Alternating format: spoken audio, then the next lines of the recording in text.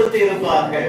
ஹalleluya. ஒரு பெரிய திரள் கூட்டம் ஒரு பெரிய சத்தத்தோடு கூட அவரை ஆர்ப்பரித்து அவரை உயர்த்தி அவரை பாடி மகிழ்ந்தார்கள்.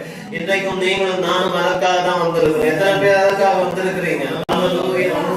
நான் பாடி மகிழ்ந்திடுவேன், என் இயேசுவை துதித்திடுவேன்.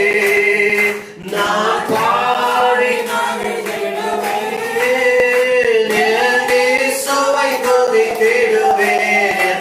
ஜீவிய காலமெல்லாம் அவன் பாதத்தில் அவன் வியப்பேன். என் ஜீவிய காலமெல்லாம் அவன் பாதத்தில் அவன் வியப்பேன். நேசர் என்னோடு துணையா ஜீவிக்க நான் இனி கலங்கிறேன். நேசர் என்னோடு துணையா ஜீவிக்க நான் இனி கலங்கிறேன். எல்லாருக்கே காவலவர் நான் உணர்ந்தவர் உயிரே. எல்லாருக்கே காவலவர் நான் உணர்ந்தவர் உயிரே. நான் பாடி மகிழ்ந்திடுவேன், என் இயேசுவை துதித்திடுவேன். நான் பாடி மகிழ்ந்திடுவேன், இயேசுவை துதித்திடுவேன்.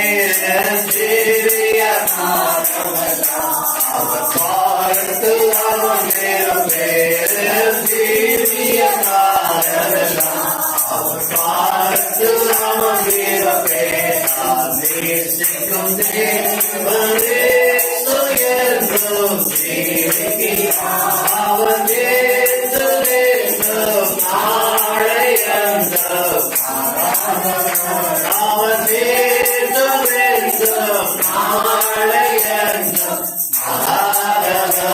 அவன் என்று வேண்டும் நாளை என்றும்.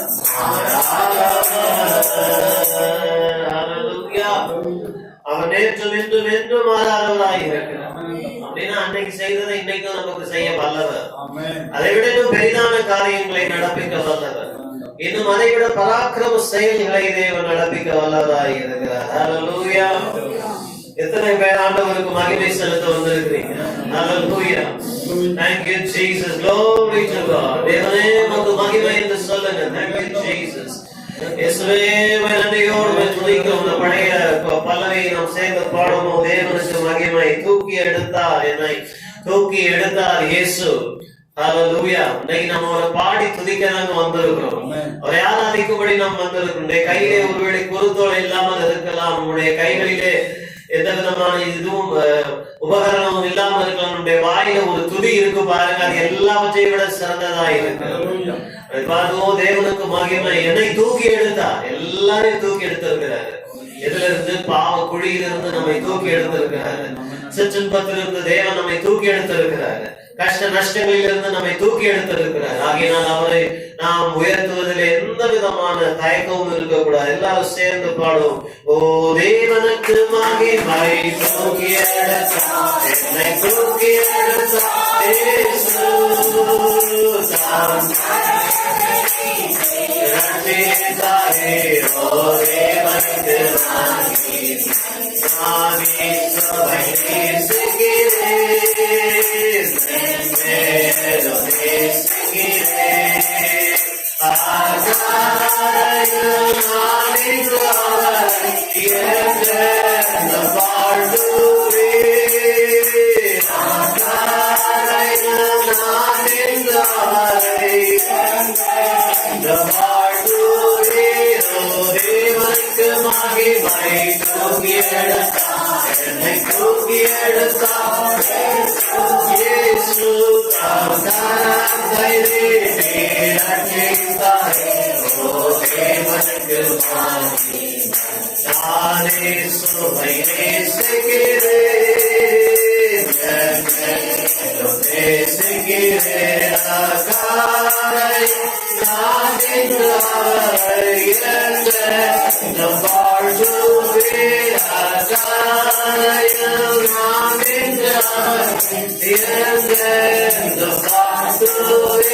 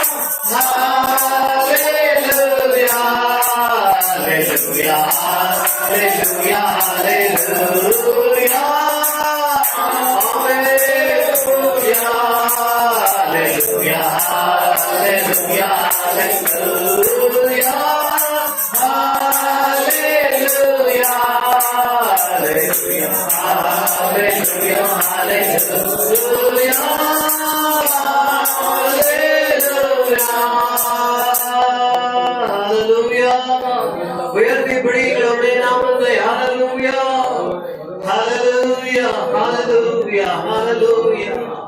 Thank you Jesus. நம்பிக்கை உள்ள ஜனங்கள் நாம். ஆகையினால் தான் உயிருள்ள ஒரு தேவனை நாம் ஆராதிக்கிறோம். Thank you Father. மகிமையின் நம்பிக்கை நமக்குள் வாசமாக இருக்கிறார். ஹalleluya. Thank you Father. எவ்வளவு உயர்த்தினாலும் போதவே போதாது.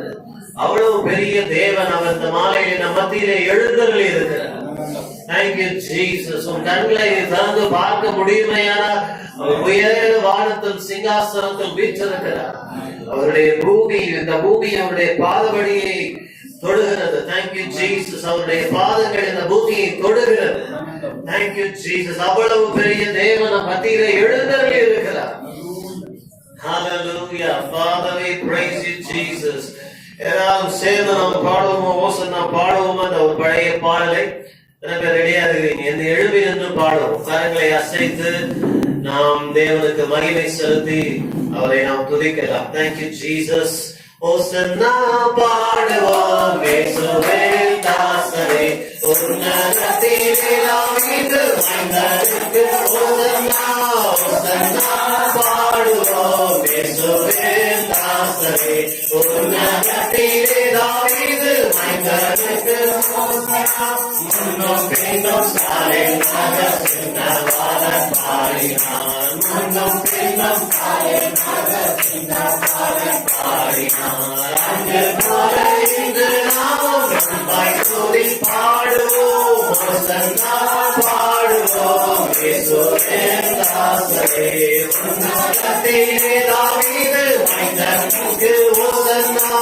ஓசன்னா பாடுவோம் இயேசுவே தாசரே, உன்னதத்திலே தாவீது மைந்தனுக்கு ஓசன்னா. சின்னமரி மீதிலே அன்பாய் தாவணி போனான். சின்னமரி மீதிலே அன்பாய் தாவணி போனான். இன்று என்னத்தில் அவர் வந்து அரசாழ்வார். இன்று என்னத்தில் அவர் வந்து அரசாழ்வார். ஓசன்னா பாடுவோம் இயேசுவே தாசரே, உன்னதத்திலே தாவீது மைந்தனுக்கு ஓசன்னா. ஓசன்னா பாடுவோம் இயேசுவே தாசரே, உன்னதத்திலே தாவீது மைந்தனுக்கு ஓசன்னா. பாதங்களின் கீதம் கேட்டு பாசமாக மகிழ்ந்தார். பாதங்களின் கீதம் கேட்டு பாசமாக மகிழ்ந்தார். ஜான வீரையோடு பாடி தாழம் முக்தி செய்வோம். தாழம் உன்னையோடு பாடி தாழம் முக்தி செய்வோம். ஓசன்னா பாடுவோம் இயேசுவே தாசரே, உன்னதத்திலே தாவீது மைந்தனுக்கு ஓசன்னா. ஓசன்னா பாடுவோம் இயேசுவே தாசரே, உன்னதத்திலே தாவீது மைந்தனுக்கு ஓசன்னா. ஒரு தோலை நியாயத்தை நாம் ஒரு பாதம் பறிவோம். ஒரு தோலை நியாயத்தை நாம் ஒரு பாதம் பறிவோம். கூடியாருள் பெற்று நாமும் கிரியைகளை போற்றுவோம். கூடியாருள் பெற்று நாமும் கிரியைகளை போற்றுவோம். ஓசன்னா பாடுவோம் இயேசுவே தாசரே, உன்னதத்திலே தாவீது மனிதனுக்கு ஓசன்னா ஓசன்னா பாடுவோம். உன்னதத்திலே தாவீது மனிதனுக்கு ஓசன்னா பாவமதை போக வந்தே பாவியத்தை சுருக்கவும் பாவமதை போக வந்தே பாவியத்தை சுருக்கவும் பாசமுள்ள இயேசு ராஜா பாவனியா போகிறார். பாசமுள்ள இயேசு ராஜா பாவனியா போகிறார். ஓசன்னாவை உயர்த்தி பாடுவோம். இயேசுவே தாசரே சேர்த்து பாடுவோம். தாவீது மைந்தனுக்கு ஓசன்னா உன்னதத்திலே தாவீது மைந்தனுக்கு ஓசன்னா உன்னதத்திலே தாவீது மைந்தனுக்கு ஓசன்னா உன்னதத்திலே தாவீது மைந்தனுக்கு ஓசன்னா ஓசன்னா பாடுவோம். இயேசுவே நாசரே உன்னதத்திலே தாவீது மைந்தனுக்கு ஓசன்னா. எல்லாரும் இப்ப கரங்களை உயர்த்தி சொல்லுவோம். அப்படியே மனதில் உணர்வு சொல்லலாம். ஓசன்னா என்னங்க? Glory to God. ஓசன்னா என்று சொல்லும் பொழுது தேவனுக்கே மகிமை. ஹல்லேலூயா. சொல்லுவோம். ஓசன்னா. உன்னதத்தில் இருக்கிற தேவனுக்கு ஓசன்னா. சொல்லுங்க. உன்னதத்தில் தேவனுக்கு ஓசன்னா. உயிரோடு எழுந்தவனுக்கு ஓசன்னா. ஹல்லேலூயா. ஜீவிக்கிற தேவனுக்கு ஓசன்னா. ஹல்லேலூயா. பிரியங்களுக்கு ஓசன்னா. ஹல்லேலூயா. எனக்காக மரித்தவருக்கு ஓசன்னா. எனக்காக பரிந்து பேசுகிற தேவனுக்கு ஓசன்னா. என் பரிகாரி கர்த்தருக்கு ஓசன்னா. ஹல்லேலூயா. எனக்காக பலியானவருக்கு ஓசன்னா. ஹல்லேலூயா. Thank you, thank you, thank you, Jesus. Hallelujah. We praise you. Oh, hallelujah. Nandri, Nandri, Nandri, Nandri Katame. Hallelujah. Hosanna in the highest. Hallelujah. எங்கள் பரலோக பிதாவே, இன்பமான மாலை பொழுதுக்காக நன்றியோடு துதிக்கிறோம், ஸ்தோத்திரிக்கிறோம். ஏதோ ஒரு நாள் அல்ல, ஒரு கிழமை அல்ல, நாங்கள் சடங்காச்சார கிறிஸ்தவர்களும் அல்ல, ஒரு ஞாயிற்றுக்கிழமையில் தான் ஓசன்னா பாட வேண்டும் என்று அல்ல, வாழ்நாள் எல்லாம் அவரை உயர்த்தலாம், வாழ்நாள் எல்லாம் அவருக்கு ஓசன்னா நாம் பாடலாம். Hallelujah. This is not a tradition. This is an experience. Hallelujah. This is reality. இது ஒரு அனுபவம். ஓசன்னா என்று பாடுவது ஒரு அனுபவம். Hallelujah. Thank you, Jesus. என்றைக்கு வேணுமானாலும் பாடலாம். நாளைக்கும் பாடலாம், நாளன்னைக்கும் பாடலாம், உயிர்த்தெழுந்த நாளுக்கு பின்னாலும் பாடலாம். ஏன்னா என்றைக்கும் அவர் பாத்திரராய் இருக்கிறார். எல்லா துதிக்கும் அவர் தகுந்தவராய் இருக்கிறார். ஆகையினால் அவருக்கு ஓசன்னா. ஆண்டவரே, இப்படிப்பட்ட ஒரு அனுபவத்தை நீர் எங்களுக்கு தந்தீரே, உமக்கு நன்றி கர்த்தாவே. இந்த மாலையிலும் வார்த்தையை கொண்டு நீர் எங்களோடு இடைபட போகிறபடி நான் நன்றி. தடைகளை அகற்றுகிறோம் இயேசுவின் நாமத்திலே. நாமம் மகிமைப்படட்டும். இயேசு கிறிஸ்துவின் நாமத்தில் ஜெபிக்கிறோம் பிதாவே. ஆமென். ஆமென். Glory to God. காரணம் போன வருஷம் இதே நாளிலே நாம் இல்லையா இந்த மாதிரி துதிக்க முடியாத ஒரு நிலைமையில இருந்தோம். அவங்க வீட்டுல லாக் ஆகி இல்லையா ஏதோ லைவ் ஸ்ட்ரீமிங்ல பாத்துக்கிட்டு, ஆனால் இன்றைக்கோ நீங்களும் நானும் அவரை துதிக்க நாம தேவன் ஒன்றாய் கூடி சேர்த்திருக்கிறார். அது ஒரு அனுபவம் தான், நான் இல்லைன்னு சொல்லல. இல்லையா ஒன்று இல்லாம இருப்பதற்கு அது ஒரு ஆன்லைன் அனுபவம். ஆனா இதுக்கு அது ஒப்பே ஆகாது. இன்று நாம் கூடி வந்திருக்கிற இடத்திலே தேவன் மத்தியிலே எழுந்தருளி இருக்கிறார். அப்படி பாடி நாம் துதிக்க சேர்ந்து அவரை உயர்த்த தேவன் கொடுத்த அற்புதமான தருணத்திற்காக நன்றி செலுத்துகிறேன். ஏன்னா அருமையான ஒரு பாடல் எல்லாம் மறந்து போயிடும் போல இருக்கு. இன்னும் கொஞ்ச நாள்ல பாடாமலே எல்லாம் இதெல்லாம் காணாமல் போயிடும் நினைக்கிறேன். நாம தான் இதெல்லாம் திரும்பவும் உயிர்ப்பிக்க வேண்டும். ஏசாயா தீர்க்கதரிசன புஸ்தகம் 41ஆம் அதிகாரத்திற்கு நேராக வேதாகமத்தை திருப்பிக் கொள்வோம். ஏசாயா தீர்க்கதரிசன புஸ்தகம் 41ஆம் அதிகாரம் 14ஆம் வசனத்திலிருந்து 16ஆம் வசனம் வரைக்கும். Isaiah chapter 41 verses 14 to 16. Fear not thou, worm Jacob, and the men of Israel, I will help thee, says the Lord, and thy Redeemer, the Holy One of Israel. Behold, I will make thee a new sharp threshing instrument having teeth. Thou shalt thresh the mountains and beat them small, and shall make the hills as chaff. Thou shalt fan them, and the wind shall carry them away, and the whirlwind shall scatter them. And thou shalt rejoice in the Lord, and shall glory in the Holy One of Israel. யாக்கோபு என்னும் பூச்சியே, யாக்கோபு என்னும் பூச்சியே, இஸ்ரவேலின் சிறு கூட்டமே, இஸ்ரவேலின் சிறு கூட்டமே, பயப்படாதே, பயப்படாதே, நான் உனக்கு துணை நிற்கிறேன், நான் உனக்கு துணை நிற்கிறேன் என்று கர்த்தரும் இஸ்ரவேலின் பரிசுத்தருமாகிய உன் மீட்பர் உரைக்கிறார். இதோ போரடிக்கிறதுக்கு நானும் உன்னை புதிதும் கூர்மையுமான பற்களுள்ள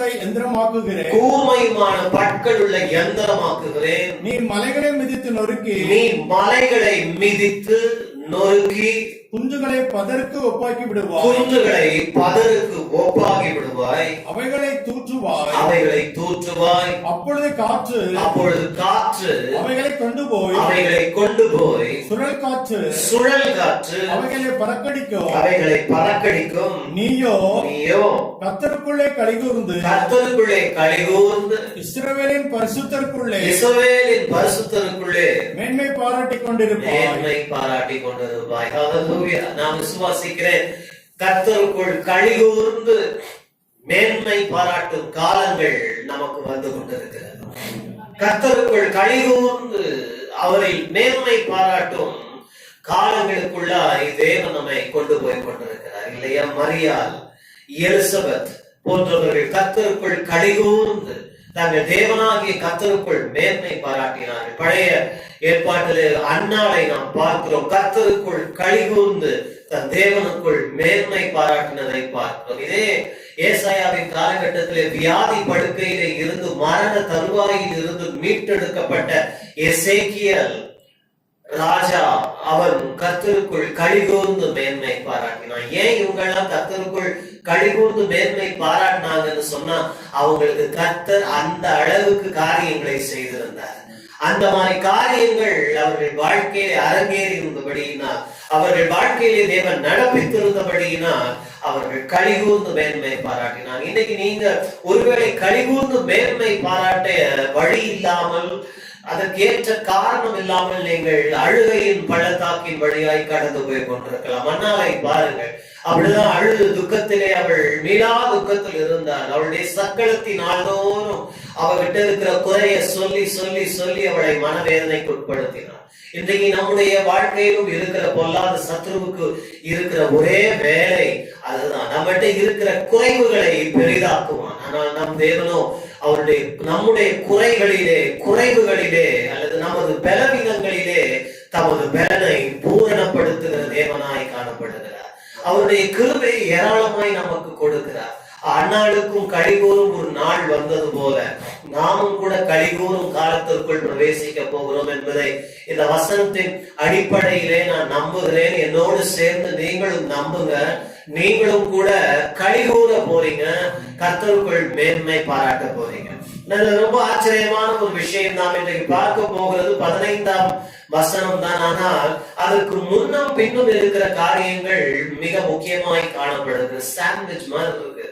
2 ஸ்லைஸுக்கு நடுவுல அருமையான ஸ்டஃபிங் ஆண்டவர் வச்சிருக்கிறார். ஆனா ரெண்டையும் பார்க்கணும் இல்லையா? முன்னுக்கும் பின்னுக்கும் இருக்கிறது. முதல் லேயரை நாம பார்க்கும்போது அங்கே ஏசாயா தீர்க்கதரிசி சொல்லுகிறார், யாக்கோபு என்னும் பூச்சியே, இஸ்ரவேல் என்னும் சிறு கூட்டமே பயப்படாதே.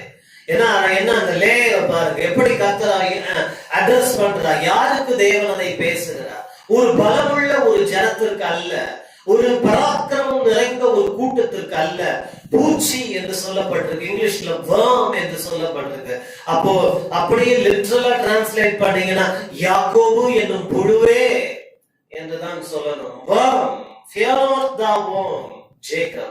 அப்ப யாக்கோபு யாருடைய பார்வையிலே புழுவை போல இருந்தான்னு சொன்னா ஆண்டவருடைய பார்வையில் அல்ல. ஏன்னா ஆண்டவருடைய பார்வையிலே அவன் கணம் பெற்றவன் என்று ஏசாயா 43ஆம் அதிகாரத்தில் நாம் வாசிக்கிறோம். பல இடங்களிலே தேவன் அவனை குறித்து மேன்மை பாராட்டுகிறார்.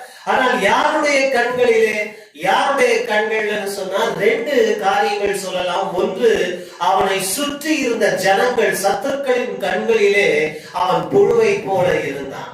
சில நேரங்களிலே தன்னை பிறரோடு ஒப்பிட்டு பார்த்து ஒரு புழுவை போல இருந்தான். இன்றைக்கு நாமும் அதே ஒரு நிலையில தான் இருக்கிறோம் இல்லையா? இந்த உலகத்துல நம்மை சுற்றி இருக்கிற பிரம்மாண்டங்களை பார்த்து, மாபெரும் மனுஷர்களை பார்த்து, சாதனை புரிந்தவர்களை பார்த்து, சாதித்தவர்களை பார்த்து, ஜெயித்தவர்களை பார்த்து, அவர்களோடு ஒப்பிட்டு அவங்களோட நம்ம பார்க்கும் போது நாம் புழுவை போல அல்லது ரொம்ப இன்சிக்னிபிகண்டா உணர்கிறோம், ஒன்றுமில்லாதவர்களை போல நாம் உணர்கிறோம் இல்லையா? சில நேரங்களில் சத்துருக்களும் நம்மை ஒன்றும் இல்லாதவர்கள் போல் உணரத்தக்கதாய் நம்மளை நடத்துறாங்க. எத்தனை தடவை நம்மளை அப்படி நடத்தி இருக்கிறாங்க? நீங்களே உங்களுடைய அனுபவங்களை பார்த்துருக்கீங்க. நம்மள அதாவது அற்பமா நடத்துவாங்க, ரொம்ப துச்சமா நடத்துவாங்க, ரொம்ப கேவலமா நடத்துவாங்க. அப்படிப்பட்ட ஒரு கூட்டத்திற்கு தான் இந்த மாலை நேரத்திலே தேவனுடைய செய்தி வருகிறது. இன்ட்ரோடக்ஷன்ல நான் சொன்ன மாதிரி அன்னாளை ரொம்ப துச்சமாக அவள் நடத்தினார். ஏனென்றால் அவளுடைய வாழ்க்கையில ஒரு பிள்ளை இல்லை என்ற குறைவின் நிமித்தம் சமுதாயத்திலே அவள் துச்சமாய் கருதப்பட்டாள். அப்படிப்பட்ட சூழ்நிலையில தான் தேவன் அவள் கழிவுறத்தக்கதான நாட்களை கொடுத்தார். இன்றைக்கு உங்களுடைய வாழ்க்கையில யாராவது உங்களை அவ்வளவு துச்சமாக, அவ்வளவு கேவலமாக, அவ்வளவு ஒன்றுமில்லாதவர்களை போல உங்களை நடத்தி கொண்டிருப்பார்கள். ஏன்னா கர்த்தர் உங்களோடு தான் பேசுறாரு. யாக்கோபு என்னும் புழுவே என்ன பண்ண போறாரு? உன்னை தேவன் புதிதும் பற்களும் கூர்மையும் பற்களும் உள்ள புதிய எந்திரமாய் கர்த்தர் மாற்ற போகிறார். ஹல்லேலூயா! எங்க இருந்து எங்க கூட்டு போறாரு பாருங்க. நீங்க சயின்ஸ்ல படிச்சிருப்பீங்க, மெட்டமார்போசிஸ் இல்லையா? A worm goes from a worm, a silkworm, and goes through a cocoon and comes out as a butterfly. அது சயின்ஸ். ஒரு அளவுக்கு நம்மளால அந்த மெட்டமார்போசிஸ் நம்மளால புரிந்து கொள்ள முடிகிற அந்த மாற்றம் இல்லையா? படிச்சிருப்பீங்க. ஒரு புழு தன்னை சுற்றிலும் ஒரு கூட்டை கட்டிக்கொண்டு பல காலம் அதற்குள் இருந்து வெளியே வரும்பொழுது அழகான வண்ணத்து பூச்சியாய் வெளியே வருது. அதை பார்த்து இருக்கிறோம். அப்படி சொல்லி இருந்தா கூட பெரிய விஷயம் தாங்க. ஆனா ஆண்டவர் சொல்ற, யாக்கோபு என்னும் புழுவே நீ என்னமா மாற போற? வண்ணத்து பூச்சியாயா மாறுவேன்னு சொல்லல, ஒரு பறவையாய் மாறுவேன்னு சொல்லல, புதிதும் கூர்மையும் கருக்குமான பற்கள் உள்ள யந்திரமாய் உன்னை மாற்ற போகிறேன் என்று கர்த்தர் சொல்லுகிறார். ஒரு ஆயுதமாய் உன்னை மாற்ற போகிறேன் என்று சொல்லுகிறார். மாலை நேரத்தில் அதுதான் இந்த செய்தியினுடைய தலைப்பு. Worm to a warrior. Your God is going to transform you from a worm to a warrior. ஒரு புழுவில் இருந்து ஒரு பராக்கிரமசாலியாய் கர்த்தர் உன்னை மாற்ற போகிறார். ஹல்லேலூயா! எத்தனை பேர் விசுவாசிக்கிறீங்க?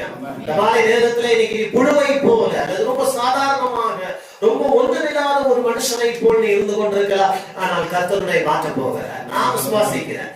நம்ம எல்லாருமே எல்லாவற்றையும் அடைந்து தீர்ந்தோம்னு சொல்ல முடியாது. பல நேரங்களிலே பல சூழ்நிலைகளிலே நாம் அடைய வேண்டிய விஷயங்கள் நிறைய இருக்குது இல்லையா? நம்ம எல்லாருக்கும் மகிமையிலிருந்து மகிமை போவதற்கு ரொம்ப இஷ்டம், பலத்திலிருந்து பலத்திற்கு போவதற்கு ரொம்ப இஷ்டம். ஆனா from glory to glory அந்த நடுவுல இருக்க அந்த டூ இருக்கு தெரியுங்களா? அந்த டீஓ, அந்த டூ, that is life.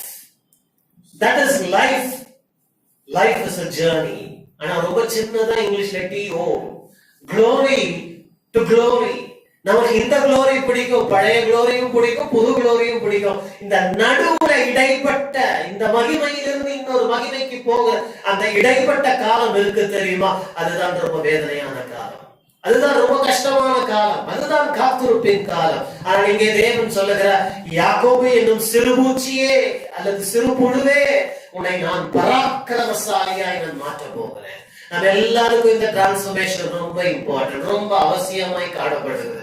என்னை ஒரு விதமாய் கர்த்தர் மறுரூபப்படுத்த போகிறார், உங்களையும் ஒரு விதமாய் மறுரூபப்படுத்த போறார். அதாவது நான் எந்த நிலையில இருக்கிறேனோ அந்த நிலையிலிருந்து இன்னொரு நிலைக்கு தேவன் கொண்டு போறார். நீங்க எந்த இடத்துல இருக்கிறீங்களோ அங்க இருந்து உங்களை இன்னொரு நிலைக்கு தேவன் உங்கள் உள்ளான மனுஷனிலே மாற்றங்களை ஏற்படுத்தி கொண்டு போறார். எனக்கு ரொம்ப ஆச்சரியமான விஷயங்கள், நான் அடிக்கடி சொல்லுகிற விஷயங்கள், வேதாகமத்திலே பல முறை திரும்ப திரும்ப வருகிற விஷயங்கள். நீங்க தொடர்ந்து நீங்கள் கவனித்து பார்ப்பீர்கள். குறிப்பாக புது உடன்படிக்கையின் கீழே தேவன் பெரும்பாலும், எல்லா நேரங்களிலும் நான் சொல்லல, பொதுவாக தேவன் நம்மை சுற்றி இருக்கிற சூழ்நிலைகளை மாற்றுவதில்லை, உங்களை மாற்றுகிறார். But always we pray that God will change our external situations. Lord, change my wife, change my husband, change my children, change my this, change my that. எல்லாத்தையும் மாற்றும். சில நேரங்கள்ல தேவன் மாற்றுகிறார். நான் இல்லவே இல்லைன்னு சொல்லல. ஆனால் பல நேரங்களிலே இந்த உலகத்தை நீ எதிர்கொள்ளத்தக்கதாக தேவன் உன்னை மாற்றுகிறார். ஏன் நீ சிறுபூச்சியாய் இருப்பாயானால் உன்னால் இந்த உலகத்தின் காரியங்களை என்ன செய்ய முடியாது, கையாள முடியாது. நீ மேற்கொள்வதற்கு உன்னை திராணி உள்ள ஒரு மனுஷனாய் தேவன் மாற்றுகிறார். அதேதான் பல விதங்களிலே வேதம் நமக்கு சொல்லுகிறது. முள்ளான மனுஷன் நாளுக்கு நாள் பலன் அடைகிறது என்று வேதம் 2 கொரிந்தியர் 4ஆம் அதிகாரத்திலே நாம் வாசிக்கிறோம். உள்ளான மனுஷன் நீங்க வாசிச்சு பாருங்க. அந்த 2 Corinthians chapter 4ல என்ன பண்ணப்படுகிறது? There is a change which God, brings within you, so that you will be capable, so that you will be able to overcome the external situations. வெளிப்பிரகாரத்திலிருந்து வருகிற எல்லாவற்றையும் மேற்கொள்ளத்தக்கதாய் தேவன் உங்களை என்னை மாற்றுகிறார். அப்படிப்பட்ட மாற்றங்களில் ஒன்றுதான் இந்த மாற்றம். எங்கிருந்து எங்க போறீங்க? புழுவா இருந்து பராக்கிரமசாலியாய் கர்த்தர் மாற்ற போகிறார் இல்லைங்களா? அல்லது இன்னமும் நீங்க அதனாலதான் எப்பவுமே சொல்றேன், இன்டெலிஜென்ட் பிரேயரும் இருக்குது, ஃபூலிஷ் பிரேயரும் இருக்குது. பிரேயர் தான், ஆனா நீங்க ஃபூலிஷா முட்டாள்தனமாவும் ஜெபம் பண்ணிட்டு உட்கார்ந்துட்டே இருக்கலாம். சில நேரங்கள் ஆண்டவர் சொல்வாரு, why do you want me to change that? Why don't you change? நீ அதை மாத்தணும்னு நினைக்கிற, நீ மாறலாம் இல்லையா? ஆண்டவருடைய கேள்வியில பல்லாயிரக்கணக்கான அர்த்தங்கள் இருக்கு. நாம மாறும் பொழுது ஒரு மனுஷருக்காக, ஒரு சூழ்நிலைக்காக அல்ல, வாழ்க்கைக்காக தேவன் நம்மை மாற்றுகிறார் இல்லைங்களா? இந்த ஒரு பரீட்சையை நாம் ஜெயித்து பின்பு பல பரீட்சைகளை நாம் ஜெயிக்க அது உதவி செய்யும். இந்த மாதிரி நேரத்தில் அத்தகைய மாற்றத்தை தான் தேவன் கொடுக்க போகிறார். எப்படிப்பட்ட மனுஷனை தேவன் அழைக்கிறார் பாருங்க. புழுவையும் பூச்சியும் தான் தேவன் தெரிந்து கொள்கிறார். அதனால் பவுலடிகள் சொன்னார், உங்கள் அழைப்பை கவனித்து பாருங்கள். நம்மில் அநேகர் பலவான்கள் அல்ல, நம்மில் அநேகர் பராக்கிரமசாலிகள் அல்ல, நம்மில் அநேகர் ஞானிகள் அல்ல. பலவீனமானவைகளை தெரிந்து கொண்டு பலவான்களை வெட்கப்படுத்துகிறார். உள்ளவைகளை அவமாக்கும்படி இல்லாதவைகளை தேவன் தெரிந்து கொள்ளுகிறார். ஞானிகளை வெட்கப்படுத்தும்படி இந்த உலகத்தின் பைத்தியமானவைகளை தெரிந்து கொள்ளுகிறார். ஏன் ஆண்டவரே இப்படி தெரிந்து கொள்ளுகிறீர் என்று கேட்போமே. ஆனால் அதே பவுல் சொல்லுகிறார், ஏனென்றால் மாம்சமானவன் எவனும் தேவனுக்கு முன்பாக மேன்மை பாராட்ட முடியாது. No flesh can boast in himself or herself. Let anyone who makes a boast make a boast in the Lord. Glory in the Lord. தேவனில் மேன்மை பாராட்டு. அப்போ நான் நினைக்கிறேன், இந்த மாற்றத்துக்கு யாரெல்லாம் புழு பூச்சியா இருக்கிறீங்களோ எல்லாரும் குவாலிஃபை ஆகுறீங்க. அப்படின்னா என்ன? யாரெல்லாம் நான் பலவீனன்னு சொல்றீங்களோ, யாரெல்லாம் நான் பைத்தியமானவன், ஞானம் இல்லாதவன், ஒன்றும் இல்லாதவனா நிலைமையில இருக்கிறீங்களோ, அத்தனை பேரையும் தேவன் மாற்ற போகிறார். முதல்ல அதை அட்மிட் பண்ண, அக்செப்ட் பண்றதுக்கே ஒரு மனத்தாழ்மை வேணும். பெரும்பாலும் அநேகர் யாரை பார்த்து புழுன்ற, என்ன பார்த்தா புழு மாதிரியா தெரியுது, என்ன பார்த்தா பூச்சி மாதிரியா தெரியுது. ஆனா இங்க யாக்கோபை பார்த்து ஆண்டவர் சொல்றாரு, யாக்கோபு என்னும் சிறுபூச்சியே உன்னை நான் மாற்ற போறேன். ரெடியா இருக்கீங்களா? என்ன சொல்றாரு? பயப்படாதே, நான் உனக்கு என்ன பண்ணுகிறேன், துணை நிற்கிறேன். நான் இருந்து கடந்து போக விரும்புறது ஒரு லேயர்லயே அவ்வளவு இருக்குது. I will help you, says the Lord. பரிசுத்த ஆவியானவருக்கு ஒரு பெயர் துணையாளர் தெரியுங்களா? பரிசுத்த ஆவியானவருடைய மறு பெயர் helper. He is called a helper, comforter divine. அப்போ whenever the Lord says I will help you, what does that mean? His abiding presence is there when he takes you through the transformation stage by stage. மாற்றத்தின் வழியாய் தேவன் உன்னை கொண்டு செல்லும் பொழுது துணையாளராம் helper உன்னோடு கூட இருப்பாருங்க. எப்பவுமே யாராவது கூட இருந்தா மாற்றத்தை எளிதா என்ன பண்ணலாம், ஹேண்டில் பண்ணலாம். உங்களுக்கு இல்லையா? நம்ம பல நேரங்களில் நம்மளோட எக்ஸ்பீரியன்ஷியலான ஒரு ஆளை கூட வச்சுக்க பார்க்கணும் இல்லையா? வேலையானாலும் சரி, இது எல்லாத்துலயுமே சரி, எல்லாம் தெரிஞ்சவங்க நம்ம கூட இருந்தாலுமே ஒரு கான்பிடன்ஸ். சிலவங்க சொல்லுவாங்க வயதுல மூத்தவங்க இருந்தா ஒரு கான்பிடன்ஸ். எஸ், அதே மாதிரிதான் இங்கே ஆண்டவர் உன்னிலும் என்னிலும் மாற்றத்தை கொண்டு வருவதற்கு பரிசுத்த ஆவியானவர் கூடவே இருக்கிறார். அந்த கூடவே இருக்கிறபடியினால் அந்த மாற்றத்தின் வழியாய் கடந்து போக தேவன் உதவி செய்கிறார். அநேகருக்கு மாற்றம்னா பிடிக்காது. ஏன்னா எனக்கும் என்னையும் சேர்த்துதான். ஏன்னா நமக்கு மாற்றம்னா கொஞ்சம் பயத்தை உண்டாக்கும். Change always brings fear, but change is constant. நீங்க விரும்பினாலும் விரும்பாட்டியும் மாற்றம் நடந்துட்டே தான் இருக்கு. தெரியுங்களா? மாறிட்டே தான் இருக்கீங்க. இன்னைக்கு நீங்க இருக்கிறோமா, நாளைக்கு இன்னும் ஒரு வாரம் கழிச்சு கண்ணாடியில பாத்தீங்கன்னா வேற மாதிரி இருப்பீங்க. இன்னைக்கு 2 முடி நினைச்சிருக்கோம், அப்புறம் அடுத்த மாசம் பாத்தீங்கன்னா 10 முடி நினைச்சிருக்கோம். மாற்றம் நீ விரும்பினாலும் விரும்பாவிட்டால் நடந்து கொண்டே இருக்கிறது. நீ விரும்பினாலும் விரும்பாட்டியும் உன் வயசு ஏறிட்டே இருக்குது. நீ ஒப்புக்கொண்டாலும் ஒப்புக்கொள்ளாவிட்டாலும் தோல் சுருங்கிட்டு தான் இருக்குது. மாற்றம் நடந்து கொண்டே தான் இருக்கு. ஆனா புத்திசாலிகள் என்ன செய்வார்கள்? பரிசுத்த ஆவியானவருடைய துணையை எடுத்துக் கொள்வார்கள். அவர் சொல்ல, மாற்றத்தின் வழியா யாக்கோபு என்னும் சிறுமூச்சியை உன்னை கொண்டு போக போறேன். உன்னை நான் ஒரு பராக்கிரமசாலியா, ஒரு ஆயுதமாய் மாற்ற போகிறேன். ஆனா அந்த மாற்றத்தை கண்டு நீ பயப்பட வேண்டாம், நான் உனக்கு துணை நிற்கிறேன். ஏன்னா அருமையான சாண்ட்விச்ல ஃபர்ஸ்ட் லேயர் தான் நம்ம பார்த்திருக்கிறோம். 2வது லேயரை கடிப்போம். உள்ள இருக்கிற ஸ்டஃபிங். 15ஆம் வசனத்தை வாசிங்க பார்ப்போம். நிறைய பேருக்கு பசிக்கும். இல்ல கொஞ்சம் பொறுமையா போங்க. இதோ போரடிக்கிறதற்கு நான் உன்னை புதிதும் கூர்மையுமான பற்களுள்ள யந்திரமாக்குவேன். போதும். இதோ நான் உன்னை போரடிக்கிறதற்கு புதிதும் கூர்மையும் பற்களுள்ள யந்திரமாய் மாற்றுகிறேன். பூச்சி, சிறுபூச்சி, புழு மாற்றம் எப்படி வருது, எப்படி மாற்றுகிறார்? புழுவை ஒரு பட்டர்ஃபிளையா, வண்ணத்து பூச்சியா மாத்த. நான் ஏற்கனவே சொல்லிட்டு அந்த மெட்டமார்போசிஸ் பத்தி இல்லையா? இப்ப நம்ம பார்க்கிறோம், இங்க தேவன் புழுவை ஒரு யந்திரமாய், ஒரு இம்ப்ளிமெண்டா, ஒரு வெப்பனா தேவன் மாற்றுகிறார். இதுல ரொம்ப இன்ட்ரெஸ்டிங். நான் கடைசியா வரப்போறேன். ஆனா கடைசியா சொல்ல மறந்து சொல்றேன். God doesn't change this worm to a lethal weapon or a weapon of warfare. Did you know that? ஆண்டவர் சிறுபூச்சிய யுத்த அணிகலனா, யுத்த ஆயுதமா மாத்துற. என்ன ஆயுதமா மாத்துறாரு? போரடிக்கும் கருவியாய் மாத்துகிறார். Instead of changing this worm into a warfare weapon, he is changing this worm into an agricultural implement. That's very interesting. நம்ம அது கடைசில வருவோம், நேரம் இருந்தா பார்ப்போம். புழுவா இருக்கிறதை போரடிக்கும் கருவியாய் தேவன் மாற்றுகிறார். இந்த மாலை நேரத்துல நம்ம இங்கிலீஷ் டிரான்ஸ்லேஷனுக்கு ஏற்றாப்போல நம்ம போறோம். தமிழ்ல கொஞ்சம் மாறி வருகிறது. Behold, I will make the new sharp threshing instrument having teeth. I will make you. முதல்ல அதை நம்ம பார்ப்போம். யார் உன்னை மாற்ற போறாரு? யார் செய்ய போறாருன்னு சொன்னா அவர் பொறுப்பெடுக்கிறாரு.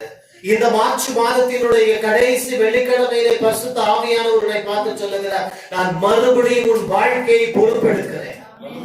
மறுபடியும் நான் உன்னுடைய காரியங்களை என் கையில் எடுக்கிறேன் என்று கர்த்தர் சொல்லுகிறார். ஏன் அப்படி சொல்றார் எனக்கு தெரியாத. நான் நம்புறேன் உங்களில் அநேகர் அவரிடத்தில் ரீடெடிகேஷன் பண்ணியிருக்கிறீங்கன்னு நான் நம்புறேன். Because you have committed and rededicated yourself, the Lord says, behold, I will make you. What a statement. என்ன அருமையான ஒரு அறிக்கை இல்லையா? இன்னைக்கு கவர்மெண்ட்ல ஒரு அறிக்கை, ஒரு ஜியோ கொடுத்துட்டா பெரிய சந்தோஷம். ஐயோ எல்லாம் வரப்போகுது, அரியெல்லாம் வரப்போகுது. இன்னைக்கு ஆண்டவருடைய சமூகத்துல இருந்து ஒரு மேலான ஒரு அறிக்கை வருது, ஒரு ஸ்டேட்மெண்ட் வருது. நான் உனக்காய் செய்ய போகிறேன். I will make you. நான் உன்னை மாற்றுகிறேன். I will make you. அப்ப முதல்ல இந்த மாலையிலே தேவன் நம்மோடு பேச விரும்புகிறது என்னன்னா, God is going to make something out of your life. Hallelujah. நம் வாழ்க்கையில ஏதோ ஒன்று செய்ய போகிறார். அப்படி சொல்றவர் யார் தெரியுமா? இருளிலிருந்து வெளிச்சத்தை கொண்டு வந்தவர், கண்மலையிலிருந்து தண்ணீரை கொண்டு வந்தவர், பட்சிக்கரிடத்திலிருந்து பட்சத்தை புறப்பட பண்ணின தேவன் அவர். வழி இல்லாத இடத்திலே வழியை உண்டாக்கினவர் அவர். சிறந்த சமுத்திரத்திலே பாதையை கொடுத்தவர் அவர். ஒன்றுமில்லாத வனாந்தரத்திலே மன்னாவை கொண்டு வந்தவர் அவர். மாம்சம் புசிக்க வேண்டும் என்று கேட்ட பொழுது காடைகளை கொண்டு வந்தவர் அவர். அவர் இந்த மாலை நேரத்திலே சொல்லுகிறார், உன் வாழ்க்கையை உருவாக்க போகிறேன். That's the right word. I will make you. யாரு? சிறுபூச்சியே. Who is going to go through this transformation? The insignificant worm, the despised worm. கால்ல வச்சு கையில வச்சு நசுக்குனா அவ்வளவுதான், ஸ்குவாஷ் இட், இல்லையா, முடிஞ்சிடும். அப்படிப்பட்ட புழுவை போல உலகத்தில் இருக்கிற நம்மை தான் கர்த்தர் மாற்ற விரும்புகிறார், உருவாக்குகிறார். இதை கேட்கும் பொழுது எனக்கு ரொம்ப சந்தோஷமா இருக்குது. ஏன்னு சொன்னா, I am a diamond in the making. ஹல்லேலூயா. நீங்களும் என்னோட சேர்த்து சொல்லிக்கலாம். நீங்க நான்லாம் யார் தெரியுங்களா? நம்ம எல்லாம் தேவன் வைரம் போல வைரம் தீட்டி கொண்டிருக்கிறாரு. இந்த வைரம் பார்த்திருக்கிறீங்களா? இல்லையா? நம்ம எல்லாரும் வைரத்தை பார்த்திருக்கிறோம். ஆனா வைரம் உருவாக்கும் முறை எப்படி இருக்கும் நீங்க பாத்தீங்கன்னா, அந்த மைண்ட்ல இருந்து அது எடுக்கும் பொழுது அந்த கார்பன் அதோடு சேர்ந்தது அது இருக்கும் பொழுது அதை என்ன பண்ணணும்? It undergoes a process. அதுல இருக்கிற எல்லாவற்றையும் வெட்டி அதில் இருக்கிற எல்லாவற்றையும் எடுப்பார்கள். நீயும் நானும் அந்த வழியாய் தேவன் இந்த உலக வாழ்க்கையிலே நம்மை கொண்டு போய் கொண்டிருக்கிறார். ஆனா நீ உள்ளுக்குள்ள யாருன்னு சொன்னா, பளபளக்கிற வைர கல் என்பதை நீ மறந்து போகாதே. உன் மேல கொஞ்சம் கார்பன் எல்லாம் ஒட்டி இருக்கலாம், உன் மேல கொஞ்சம் டஸ்டும் டர்ட்டும் எர்த்தும் எல்லாம் ஒட்டி கொண்டிருக்கலாம். But you are a diamond in the making. நீ உருவாக்கப்படும் வைரமாய் காணப்படுகிறாய். ஆண்டவருடைய கையிலே இருக்கும் ஒரு ராஜரீக முடியாய், அவருடைய கையில் இருக்கும் அலங்கார கிரீடமாய் நீ காணப்படுகிறாய். உருவாக்குகிற கர்த்தர், உன்னை சிருஷ்டித்தவர் மாத்திரமல்ல. நான் பல தடவை பிரசங்கித்திருக்கிற 43ஆம் அதிகாரம் ஏசாயாவிலிருந்து, உன்னை சிருஷ்டித்தவரும் உன்னை உருவாக்கினவருமாகிய கர்த்தர் சொல்றது. எத்தனை பேர் அந்த மெசேஜ் ஞாபகம் வச்சிருக்கீங்க எனக்கு தெரியல. I the creator and the maker. He is not only your creator, he is your maker. இந்த உலகத்துல இருக்கிற எல்லாரையும் தேவன் சிருஷ்டித்து இருக்கிறாருங்க. ஆனா எல்லாரையும் தேவன் உருவாக்குகிறது இல்ல. நிறைய பேருக்கு ஷாக்கிங்கா இருக்கும். எல்லாரையும் ஆண்டவர் தான் சிருஷ்டித்தாரு. துன்மார்க்கனை எல்லாம் ஆண்டவர், அறிஞ்சானாலும் அறியாதவனாலும் எல்லாரும் ஆண்டவரால தான் சிருஷ்டிக்கப்பட்டிருக்கிறாங்க. ஆனா யார் உருவாக்கப்படுறாங்க தெரியுமா? தங்கள் வாழ்க்கையை அவர் கையை அர்ப்பணித்தவர்கள் தான் உருவாக்கப்படுகிறார்கள். அந்த கேட்டகரியில நீங்களும் நானும் விழுந்து விட்டோம். வைரக்கல்லை போல இதோ கஷ்டமான பூமியினுடைய நெருக்கடியில் இருந்து, இந்த உலகத்தின் உபத்திரவத்தின் குகையில் இருந்து தேவன் நம்மை தெரிந்தெடுத்திருக்கிறார். ஒருவேளை உன் ஃப்ரெண்ட்ஸ் உன்னை பார்க்கும் பொழுது, ஒருவேளை உன்னுடைய ஃபேமிலி உன்னை பார்க்கும் பொழுது, what kind of an insignificant life, what a meaningless life, what a despicable life னு சொல்லி உன்னை ரொம்ப அவர்கள் கீழ்த்தரமாய் நடத்தலாம். ஏன்னா உனக்குள் இருக்கிற அந்த வைரத்துடைய தன்மை அவர்கள் இன்னும் கண்களுக்கு புலப்படல. ஆனால் ஊடுருவி பார்க்கும் கர்த்தருடைய கண்கள் உன்னுடைய உண்மையான பொட்டன்ஷியல் என்ன என்பதை தேவன் அறிந்திருக்கிறார். உண்மையான சிறப்பு அம்சம் என்ன என்பதை தேவன் அறிந்திருக்கிறார். அது மேல இருக்கிற எல்லாம் வெளியே வந்த பிறகு அது உலகத்திற்கு வெளிச்சம் தரும் வைரமாய், மற்றவர்களுக்கு பிரகாசத்தை கொண்டு வரும் ஒரு வைரக்கல்லாய் இருக்கும் என்பதை உன்னோடு கூட இருக்கிறவர்கள் கண்கள் காணாமல் இருக்கலாம். ஆனால் உன்னை உருவாக்குகிறவர் அதை பார்த்து இருக்கிறார்கள். Maybe I may not understand my full potential. You may not understand your full potential. But I assure you, you are a diamond in the making. உன்னை உருவாக்குகிற கர்த்தர் சிறுபூச்சியே உருவாக்குகிறார். I am excited. I don't know. In 2021, God is again going to make me into something new. அதுவும் new. இல்ல அது இன்னும் எக்ஸைட்டிங்கா இருக்கு. அடுத்த பாயிண்ட் தான். But I am jumping ahead. அடுத்தது தான் அது போலாம். ஆனா அதுக்கு முன்னாடி இதை பார்ப்போம். உருவாக்குகிறவர் எத்தனை பிரபுவாக உருவாக்கினவர் அவர் அல்லவா? இன்னைக்கு நீ சொல்லலாம், ஐயோ பிரதர், உங்க இருதயம் எவ்வளவு மோசமானது உங்களுக்கு தெரியாது, என்னுடைய நினைவுகள் எவ்வளவு கீழ்த்தரமானது உங்களுக்கு தெரியாது, நான் எப்படிப்பட்ட மனுஷன் உங்களுக்கு தெரியாது. Thank God I don't know you. அதே மாதிரி என்னையும் உங்களுக்கு தெரியாது. யாக்கோபை போல பிறப்பின் சுவாபங்கள் உன்னோடு ஒட்டி கொண்டிருக்கலாம். ரொம்ப மோசமான ஹாபிட்ஸ் இருக்கலாம், மோசமான அடிக்ஷன்ஸ் இருக்கலாம், மோசமான காரியங்கள் வாழ்க்கையில ஒட்டி கொண்டிருக்கலாம். நாம் சொல்லுவோம் இல்லையா, ஜென்ம சுவாபங்கள்னு சொல்லி மாற்றவே முடியாத காரியங்கள் உன்னோடு இருக்கலாம். யாக்கோப மாற்றவே முடியாது. அவன் பிறப்பில் இருந்த born to cheat, born to win கேள்விப்பட்டிருக்கிறோம், born to fly கேள்விப்பட்டிருக்கோம். This man is born to cheat. அவனுக்கு சீட்டிங் என்பது கைவந்த கலை. ஆனால் he was in the making. God had a plan in his life. அவனுடைய வாழ்க்கையிலே ஒரு திட்டத்தை தேவன் வைத்திருந்தார். பிறப்பிலேயே தேவன் அவனை தெரிந்து கொண்டார். கர்ப்பத்திலேயே தேவன் அவனை தெரிந்து கொண்டார். தலையாற்றீங்களா? உங்களையும் கூட பிறப்புக்கு முன்பதாகவே தாயின் கருவிலேயே உங்களை தெரிந்தெடுத்திருக்கிறார். We wonder why you are so special, because of the choice and election of God in your life. தேவனுடைய அழைப்பும் தேவனுடைய தெரிந்து கொள்ளுதலும் இருக்கு. அநேகருடைய மைண்ட் வாய்ஸ் எனக்கு கேக்குது, அப்ப ஏன் நான் இப்படி கஷ்டப்பட்டு இருக்கிறேன்? ஏன் தெரியுங்களா? நீ வைரக்கல். அதனாலதான் பிரஷர்ல தான் இந்த வைரம் உருவாகுதுன்னு சொல்றாங்க. Underneath the earth, where heat and everything, pressure of the earth, the diamond is formed. மோசே ஒரு மாபெரும் விடுதலையாளனாய் இருக்க போகிறான் என்பதை தெரிந்துதான் அவனுக்கு எதிராய் பல சூழ்ச்சிகள் நடந்தது. ஆனால் கர்த்தர் அவனை எல்லாவற்றிலும் தப்புவித்தார். உனக்குள் உன்னை கொண்டு என்ன கர்த்தர் செய்ய வேண்டும் என்று வைத்திருக்கிறார் என்பதை தேவனும் அறிந்திருக்கிறார். நான் நம்புறேன், பிசாசு கூட அறிந்திருக்கிறான். அதனாலதான் உன்னை எப்படியாவது தள்ளிடணும்னு பார்க்கிறான். உன்னை எப்படியாவது கொன்று விட வேண்டும் என்று பார்க்கிறான், வகை தேடுகிறான். ஆனா தேவன் என்ன பண்ணார் தெரியுமா? மோசேயை கொலை செய்ய தேடினவனை அந்த அரண்மனையிலே வைத்து வளர்த்தார். Little did the king know that he was fostering a deliverer in his own expense. Hallelujah. தன் சொந்த செலவிலேயே தனக்கு பாதகத்தை வளர்த்து கொண்டிருந்தான் பார்வோன் அரசன். That is the wisdom of God. அதுதான் தேவ ஞானம். இன்னைக்கு பல சூழ்ச்சிகள், பல விதமான காரியங்கள் உனக்கு எதிராக வரலாம். ஏன் உனக்கு கஷ்டப்படுற? நான் சொல்றேன், நீ தேவனால் தெரிந்து கொள்ளப்பட்டவன். உன்னை குறித்து தேவன் பயங்கரமான திட்டங்களை தேவன் வைத்திருக்கிறார். அதனாலதான் இவ்வளவு பாடுகளின் வழியாய் பிசாசு பல அஸ்திரங்களை உனக்கு எதிராய் தூக்கி எறிகிறான். உன்னை கண்டா மனுஷருக்கு பிடிக்கல. எத்தனை பேருக்கு அப்படி அந்த வழியாய் போறீங்க? நான் நிறைய தடவை கடந்து போய் ஏனே தெரியாதுங்க. நம்மளை கண்டாலுமே ஆகாது. பாத்துருக்கீங்களா? நம்மளை பார்த்தாலுமே ஆகாது. அவங்களுக்கு அப்படியே என்ன பத்திட்டு வரும்னு தெரியாது. மாலை நேரத்துல நீ யோசிக்க, நான் என்னங்க பண்ண? ஒண்ணுமே பண்ணல. நீ தேவனால் தெரிந்து கொள்ளப்பட்ட ஒரு மனுஷன், தேவனால் தெரிந்து கொள்ளப்பட்ட ஒரு சந்ததி. உனக்குள்ள ஒரு பிரகாசம் இருக்குது, ஆனா மேல நிறைய ஒட்டி இருக்குது. அதனால தேவனை உருவாக்குகிறார். I will make you. எத்தனிலிருந்து ஒரு தேசத்தை வெளியே உருவாக்கி கொண்டு வந்து கொடுத்தார். அவனுடைய பிறப்பு சுவாபம் அது. தேவன் அவனை தொட்டார். நாம் விசுவாசிக்கிற உன்னையும் என்னையும் அவருடைய வார்த்தை தொட்டு கொண்டிருக்கிறாங்க. யாக்கோபு தொடுதலை விட இந்த தொடுதல் மேலானது. ஏன் தெரியுங்களா? எபிரேயர் 4:12 வேதம் சொல்லுகிறது, அந்த வார்த்தை நம்மை பிரித்து பார்க்கிறது. யாக்கோபின் தொடை சந்தை தொட்டார். ஆண்டவருக்கு யாரை எங்க தொடரணும்னு தெரியுங்க. He was a runaway rebel, always running away. ஓடி போகிற சுவாபம். ஆண்டவரை எங்க தொடரணும்னு தெரியும். நீங்க யோசிக்கலாம், ஆண்டவரே, சில பேர் இப்படி ஜெபிப்பாங்க, ஆண்டவரே என்னையும் என் தொடை சந்தை தொடும்பா. உன் தொடை சந்தை தொடரணும்னு அவசியம் இல்லை. ஒருவேளை உன் வாயை தொடரணுமா இருக்கும்.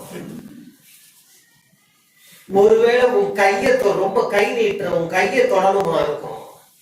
யாக்கோப தொட சந்தில தொட்டா நம்ம அங்கேயே தொடணும்னு அவசியம் இல்லை. யாரு எங்கே தொடணும்னு தேவன் அறிந்திருக்கிறார். அவருடைய தொடுதல் தனிப்பட்ட தொடுதல். உன்னையும் என்னையும் தொடுவார். அந்த ஒரு தொடுதல் எத்தனை பிரபுவாக மாற்றினார். That one touch changed a schemer, a cheater into a prince, which means an overcomer. இந்த மாலை நேரத்தில் you are in the making. கர்த்தருனை உருவாக்கி கொண்டிருக்கிறார். அடுத்தது போகலாம். Behold, I will make thee a new sharp threshing instrument. எப்படிப்பட்ட உருவாக்குதல்? ஒரு புதிதும் கூர்மையுமான பற்கள் உள்ள யந்திரம். அப்போ இரண்டாவது நாம முதல்ல உருவாக்குகிறவர் என்று பார்க்கிறோம். இரண்டாவது என்ன பார்க்கிறோம்னு சொன்னா, நம் வாழ்க்கையை புதிதாக்குகிறவர். நியூ. ஹalleluya. நான் சொன்னேன், அது ரொம்ப எக்ஸைட்டிங்கா இருக்கு. புதுசாக்குறாரு உங்களை. எத்தனை பேருக்கு நியூ மேக் ஓவர் வேணும்? எப்படி இருக்கு யோசிச்சு பாருங்க. அப்படியே இருக்கிற ஹேர் ஸ்டைல் எல்லாம் மாத்தி ஷார்ட் ஆயிடுச்சு இல்லையா? ஒரு முகத்துக்கு பொலிவு உண்டாகும். ஒரு ஃபேஸ் மாஸ்க் எல்லாம் போட்டு எல்லாம் பண்ணி உங்களை என்னெல்லாம் பண்ணணுமோ இந்த காலத்து நவீன மேக் ஓவர் உங்களை ஆக்கி அப்படியே உங்களை புதுசா பிரசன்ட் பண்ணா எப்படி இருக்கும்? அத அதை விட பிரமாதமான ஒரு மேக் ஓவர், ஒரு நியூ டிரான்ஸ்பர்மேஷன் உங்களுக்காக தேவன் வைத்திருக்கிறார். உங்களை ஒரு புது மனுஷனாய் தேவன் மாற்றுகிறார். யார? சிறுபூச்சியே, புழுவே, உனக்கும் எனக்கும் வந்த வாழ்வை பாருங்க. உங்களை என்னை ஆண்டவர் புதுசாக்குறாரு நினைக்கிறேன். ஈஸ்டருக்கு புதுசாக்குறாரு நினைக்கிறேன், புதிதாக்குகிறார். உங்களை அடுத்த தடவை பாக்குறவங்க சோ இமானுவேல் 2.0 இல்ல வேற என்ன 3.0 வந்துச்சுன்னா போட்டுங்க. உங்களை தேவன் வேற ஒரு வேர்ஷனா கத்த மாற்ற போற. கிறிஸ்துவுக்குள் இருக்கிறவன் தினசரி நாள்தோறும் மாறிக்கிட்டே இருக்கணும். உங்களை பாக்குறவங்க கேட்கிற எப்ப பார்த்தாலும் வேற மாதிரி, போன தடவை வேற மாதிரி இருந்தா இப்ப வேற மாதிரி பேசுற, என்னதான் உனக்குள்ள நடக்குது? என்னை மாற்றுகிறவர், என்னை உருவாக்குகிறவர் எனக்குள் வாழ்ந்து கொண்டிருக்கிறார். முன்னாடி நான் ரொம்ப கோவப்படுவேன், இப்ப கொஞ்சம் சாந்தத்தை கற்றுக்கொண்டேன். முன்னாடி வெறுப்பும் கோபமும் கசப்பும் இருக்கும், இப்ப கொஞ்சம் நேசிக்க பழகி இருக்கிற. முன்னாடி வெடுக்குன்னு பேசுவேன், இப்ப கொஞ்சம் அமைதியை கத்துக்கொண்டு இருக்கிற. என்னில் மாற்றங்கள் நடந்து கொண்டிருக்கிறது.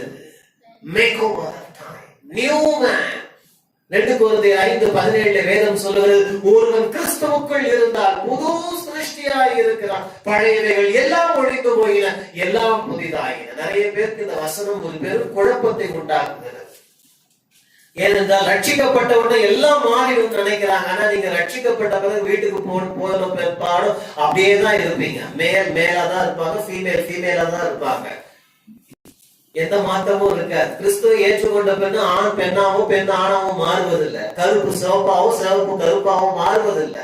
குட்டை நெட்டையாகவும் நெட்டை குட்டையாகவும் மாறுவதில்லை. குண்டா இருக்கிறவங்க ஒல்லியா இருக்கிறதும் ஒல்லியா இருக்கிறவங்க பருமனாகிறதும். அப்போ உன் உள்ளான மனுஷனிலே உன்னை ஒரு புது சிருஷ்டியாய் மாத்துகிறார். டிஃபரெண்ட் வெர்ஷன்ஸ் இருக்குது. எனக்கு ஒரு வெர்ஷன் ரொம்ப பிடிச்ச ஒரு வெர்ஷன் சொல்லுகிறது, you become a new species which never existed before. இது வரைக்கும் இருந்திராத ஒரு புது சிருஷ்டியாய் கர்த்தர் மாத்துகிறாரு. இது வரைக்கும் நீங்க இந்த மாதிரி இருந்ததே கிடையாது. அப்படிப்பட்ட ஒரு மனுஷனா யார? கிறிஸ்துவுக்குள் இருந்தார். கிறிஸ்துவுக்குள் இருக்கிறீங்களா? இந்த மாதிரி நேரத்துல கிறிஸ்துவுக்குள் இருக்கிறீங்களா? இல்ல 10 வருஷத்துக்கு முன்னாடி இருந்த இன்னைக்கு கிறிஸ்துவுக்குள்ள இருக்கிறியா? கிறிஸ்தவ வாழ்க்கையை நாம் சீர்தூக்கி பார்க்க வேண்டுமான, are you in Christ? All the new covenant blessings will be activated only if you are in Christ. With or without Christ, ரெண்டா பிரிச்சிடலாம். in Christ, are you in Christ? கிறிஸ்துவுக்குள் இருந்தால் புது சிருஷ்டியாய் மாறலாம். புதுசா மாத்துறாரு. புதுசுனாலும் எல்லாருக்கும் இஷ்டம். ஆனா பிரசங்கி சொல்றாரு, சூரியனுக்கு கீழே புதுசு ஒண்ணுமே கிடையாதுன்னு சொல்றாரு. இன்னைக்கு அட்வர்டைஸ்மெண்ட் கம்பெனி எல்லாம் சாலமோன்ட்ட சண்டைக்கு வருவாங்க. எல்லாமே இன்னைக்கு புதுசா காட்டுறாங்க. புது மொபைல் போன், புது கேட்ஜெட்ஸ் எல்லாம். பிரசங்கியா இருந்தா சொல்றாருப்பா, நீ புதுசுன்னு சொல்லி ஆனா சூரியனுக்கு கீழே எதுவும். இப்ப நிறைய பேர் யோசிக்கிறாங்க, இந்த வசனம் கான்ட்ரோவர்ஷியல் நினைக்கிறாங்க. நான் சொல்றேன், உலகம் தான் கான்ட்ரோவர்ஷியலா இருக்குது. இது சரியா தான் இருக்கு. People think new discoveries. They see the term discover. அதுலயே இருக்குது, அது புதுசு இல்லைன்னு காட்டுது.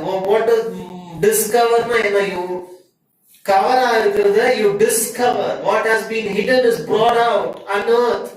அப்ப ஏற்கனவே இங்க எல்லாமே எங்க இருக்குது? பூமியில இருக்குது. சில பேர் யோசிக்கிறாங்க, அத்தனை வருஷத்துக்கு முன்னாடி செல்போன் எல்லாம் இல்லைங்க.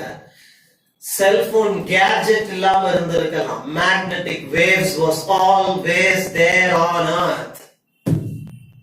எலக்ட்ரிசிட்டி இல்லாம இருந்திருக்கலாம். ஆனா electrical loss were always there ever since time immemorial.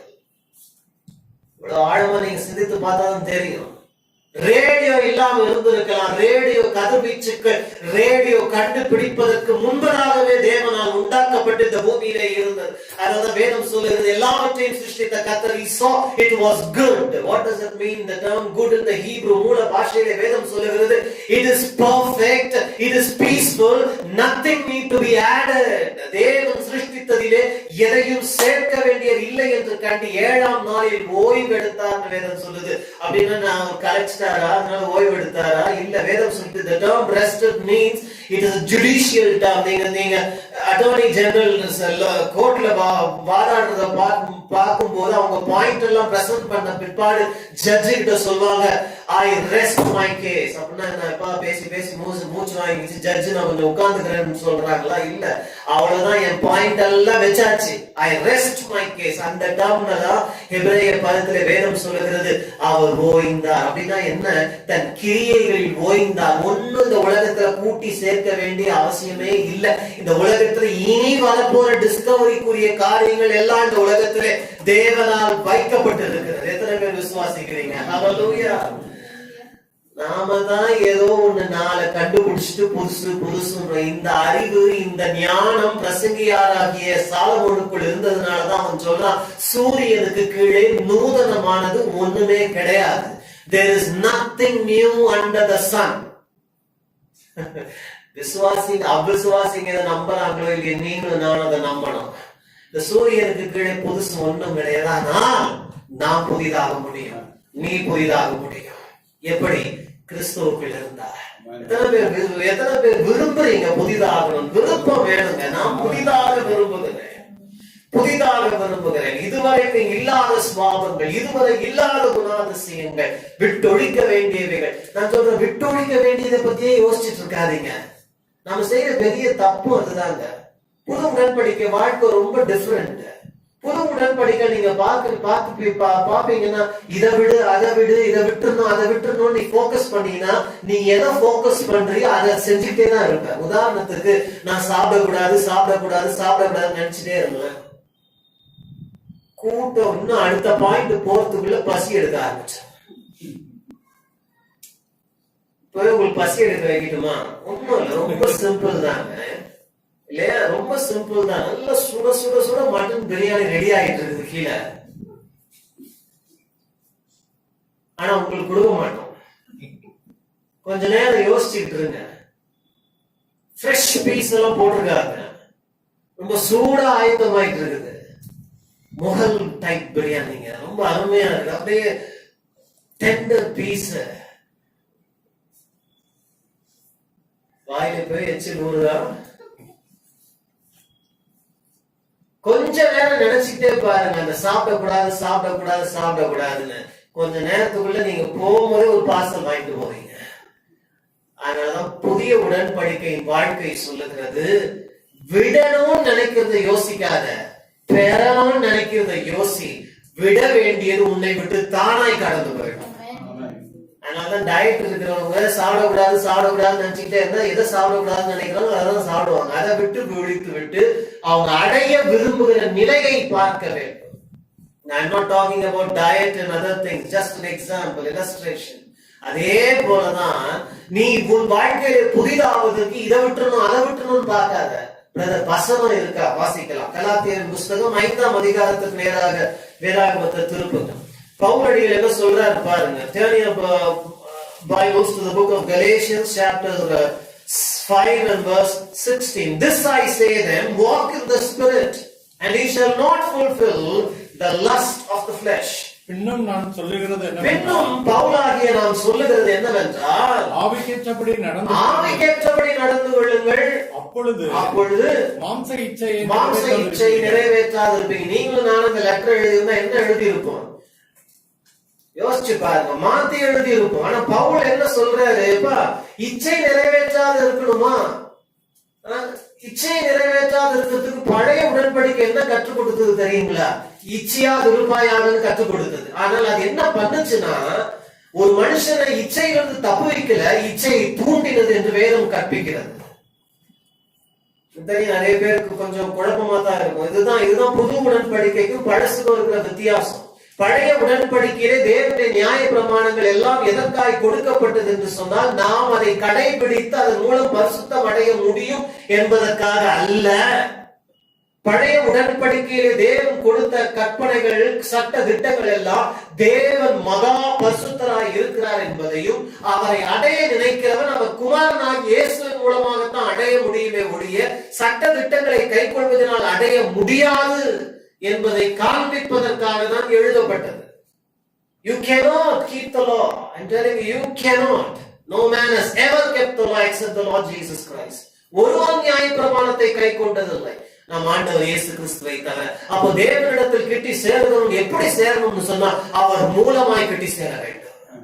நீங்களும் நான் இன்னைக்கெல்லாம் நினைச்சாலும் கை கொள்ள முடியாது. அப்போ பவுல் அதுக்கு அந்த இச்சையை நிறைவேற்றாமல் இருப்பதற்கு என்ன பண்றாருன்னா அவர் மாற்று யோசனையை சொல்றாரு. எப்பா என்ன பண்ணு தெரியுமா, ஆவிக்கு ஏற்றபடி நட, இச்சை என்ன பண்ற நிறைவேற்றாத விட்டுருவ. ஹல்லேலூயா. அததான் சொல்றார், நியூ மேன், நியூ மேன். இந்த மாதிரி நேரத்துல பரிசுத்த உன்னோடு பேசுற, நீ கூட விட வேண்டியதை விடணும்னு நினைச்சிட்டு இருந்தீங்கன்னா எதை விடணும்னு நினைக்கிறீ அதை தான் செஞ்சுக்கிட்டே இருப்ப.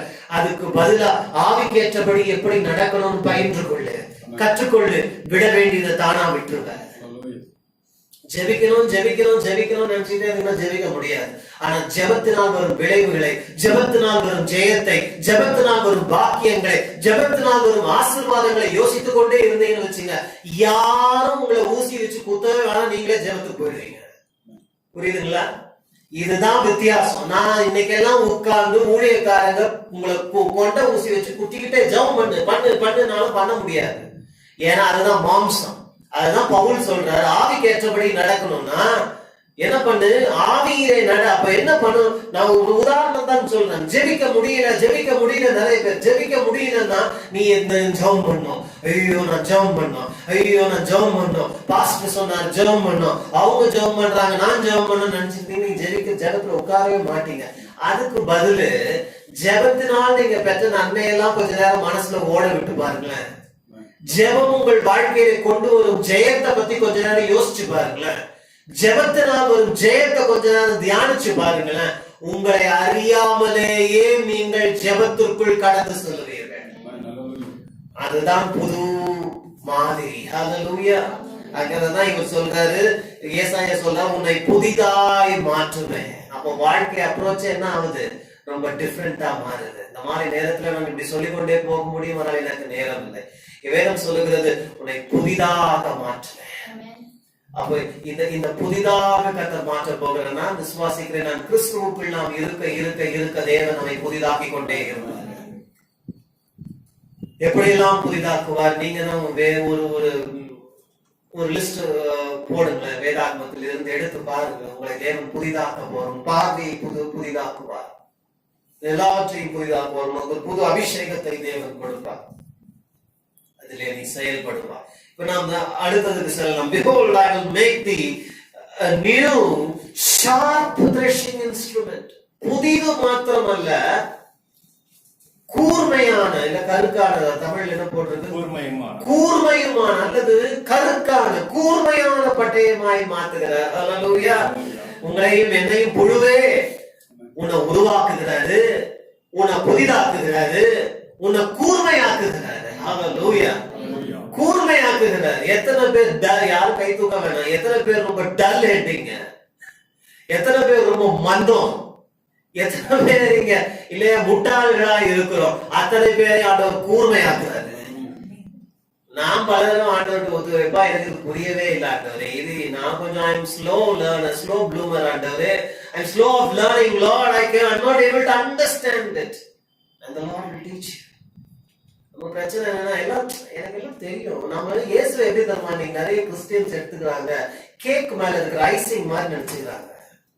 No, Jesus is not the icing on the top. Jesus is the full cake.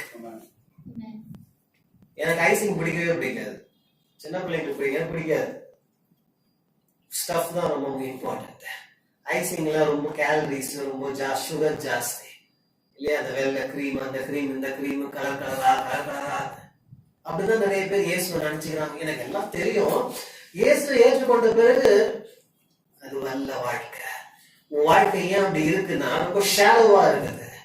He is not the icing on the cake. He is the cake. கர்த்தர் நல்லவர் என்பதை ருசித்து பாருங்க. நிறைய பேர் யோசிக்கிறாங்க, ஐயோ ஃபர்ஸ்ட் பிரியாணி வந்துச்சு, இப்போ கேக் வருது.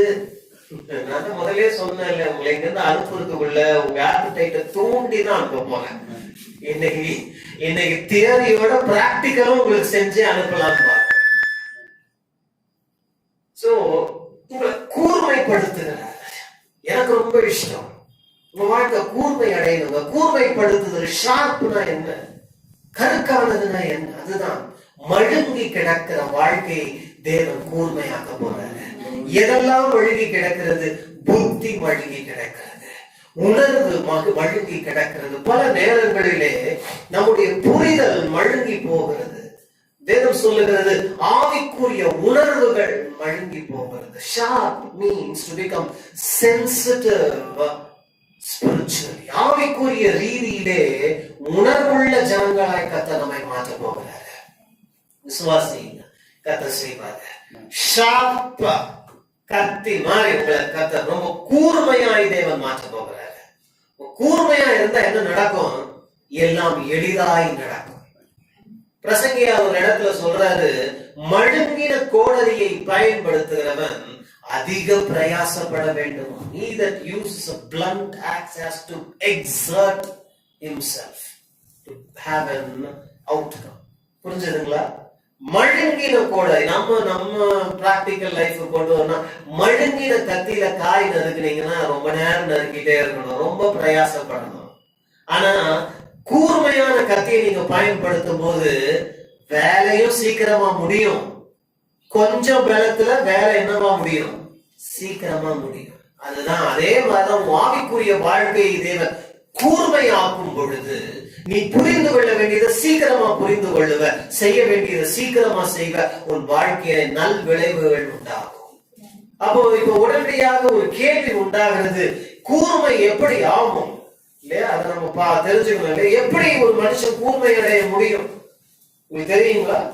நம்மளை எது கூர்மைப்படுத்துகிறது? எப்படி நாம் கூர்மை அடைய முடியும்? 27ஆம் அதிகாரம் நீதிமொழிகளின் புஸ்தகம், Proverbs chapter 27 and verse 17. 17ஆம் வசனம். Iron sharpens iron, so a man sharpens the countenance of his friend.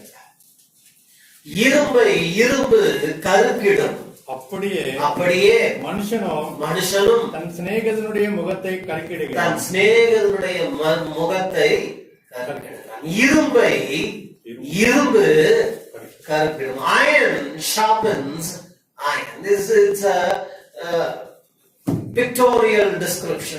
ஒரு சித்திரத்தை தீட்டுகிறது இந்த வசனங்கள் எல்லாமே. it paints a picture. நீங்க எப்பவுமே பிக்டோரியலா பார்த்து படிச்சீங்கன்னா தான் ரொம்ப சீக்கிரமா புரியும். இப்ப கூட நான் உங்களுக்கு டாக்னு சொன்னா யாரும் டிஓஜின்னு யோசிக்க மாட்டோம். இமீடியட்லி நமக்கு ஒரு பிக்சர் தான் மனசுல வரும். பார்த்திருக்கீங்களா? we think in pictures, we learn in pictures. அதனால picture is worth more than 1,000 words ன்னு சொல்லுவாங்க இல்லையா? அந்த மாதிரி இங்கே ஒரு அருமையான ஒரு ஆவிக்குரிய சித்திரத்தை தீட்டுகிறார். இரும்பு தான் என்ன பண்ணுமா? இரும்ப கருக்கிடும். Iron sharpens iron. அப்ப என்ன பிரதர் இது? ஆண்டவர் என்ன கூர்மையாக்குவாரு? எப்படி கூர்மையாக்குவாரு? எப்படின்னா உன்னுடைய தாளந்தை, உன்னுடைய கிருபை, உன்னுடைய வரங்களை உடைய அதே மாதிரியான ஜனங்களோடு கர்த்தரை கொண்டு போய் சேர்க்கும் பொழுது அவர்கள் மூலமாய் நீ கருக்கிடப்படுவாய். பரிசுத்த ஆவியானவர் கண்களை திறப்பாராக. இரும்பு கருக்கிடும். உதாரணம் சொல்லட்டுமா? தீர்க்க தரிசன வரத்தை பெற்றிருக்கிறவர்களை தேவன் தீர்க்க தரிசிகளோடு கொண்டு போய் விடுவார். அப்போ உனக்குள் இருக்கிற தீர்க்க தரிசன வரம் அந்த தீர்க்க தரிசிகள் மூலமாய் கூர்மையாக்கப்படும். சுகமளிக்கும் வரத்தை உடைய, உன்னை சுகமளிக்கும் வரம் உடைய ஒரு ஊழியக்காரனோடு, அப்படிப்பட்ட ஜனங்களோடு கர்த்தரை கொண்டு போய் சேர்ப்பா. நீ அந்த ஐக்கியத்துல இருக்கும் பொழுது இரும்பு கருக்கிடும். பரிசுத்த ஆவியானவர் கண்களை திறப்பாராக. இன்னும் அநேக வசனங்கள் நான் சொல்லிக்கொண்டே போக முடியும். நாம வாசிக்கிறோம் அதே நீதிமொழிகளின் புஸ்தகத்திலே 13ஆம் அதிகாரம் 20ஆம் வசனத்தை வாசிங்க. Proverbs chapter 11 and verse 20. He that walks with wise men shall be wise, but a companion of fools shall be destroyed. ஞானியோடு நடக்கிறவன் ஞானியாமா. நீதிமொழிகள் 13:20. ஞானிகளோடு சஞ்சரிக்கிறவன் ஞானமடைவான். மூடனுக்கு தோழனோ நாசமடைவான். ஃப்ரெண்ட்ஸ் பிக் பண்றதுக்கு அருமையான சஜஷன்ஸ் வேதாந்தத்துல கொடுக்கப்பட்டிருக்கு பாருங்க இல்லைங்களா? You must always choose whom you hang out with. யாரோடு சேரணும். அதாவது நீ வேணாம் அப்படி நான் பண்ண சொல்லல. உன் வாழ்க்கைக்கு வேல்யூ ஆட் பண்றவங்க தான் உனக்கு ஃப்ரெண்ட்ஸா இருக்கணும். பரிசுத்த ஆவியானவர் கண்களை திறப்பாராக. நீயே மோசமானவன், இன்னும் மோசமான பாதையில இருக்கிறவன், that's not a true friend. நான் எதாவது சொன்னா நிறைய பேர் கோவம் வரும் இல்லையா? யோசிச்சு பாருங்க. துன்மார்க்கனா இருக்கிறவன் அவன் நல் வழி படணும்னா அட்லீஸ்ட் கொஞ்சம் அவனை விட நல்ல வழியில போறவனோட சேரும் பொழுது என்ன அவன் வாழ்க்கை மேம்படும். இங்க வேதம் சொல்லுது, ஞானியோடு நடக்கிறவன் ஞானியோடு சஞ்சரிக்கிறவன் நடக்கிறவன் ஞானம் அடைவான், மூடருக்கு தோழனும் நாசம் அடைவான். அப்படின்னா அவன் வாழ்க்கை கெட்டு போயிடும். அதனாலதான் அடிக்கடி நம்ம சொல்றது, யாரோட சேர்றன்னு பாரு, யாரோட பழகிறன்னு பாரு. எல்லாரோடும் நம்ம பழக வேண்டும், தப்பு இல்லை. எல்லாரோடும் நாம் சிநேகம் பாராட்ட வேண்டும், கிறிஸ்துவின் அன்பை காண்பிக்க வேண்டும். ஆனா அதே நேரத்துல do your friends add value to your life? உன்னோடு கூட இருக்கிறவர்கள், நீ பழகிறவர்கள், பேசுகிறவர்கள் உனக்கு ஏதாவது உன் வாழ்க்கையை மேம்படுத்துறாங்களா அல்லது உள்ளதை பறித்து கொண்டு போறாங்களா? இரும்பு கருக்கிடும். பரிசுத்த ஆவியானவர் உன்னோடு கூட பேசட்டும். உன் வாழ்க்கை, உன்னுடைய டேலண்ட்ஸ், உன்னுடைய ஸ்கில்ஸ், உன்னுடைய ட்ரீம்ஸ், உன்னுடைய விஷன், உன்னுடைய போக்கஸை ஷார்ப் பண்றவங்க இருக்கிறாங்களா? அப்படி இருந்தாங்கன்னா அவங்கள விடாத, அவங்களோடு சேர்ந்து பயணி. பரிசுத்த ஆவியானவரோடு பேசுவாராக. நான் வாரம் இங்கே இது ஒரு பட்டறை, நீங்க என்னன்னா சொல்லி இங்க பிரேயர் ஹால், நான் இதை ஒர்க் ஷாப்பா தான் பாக்குறேன். இது ஒரு பட்டறை.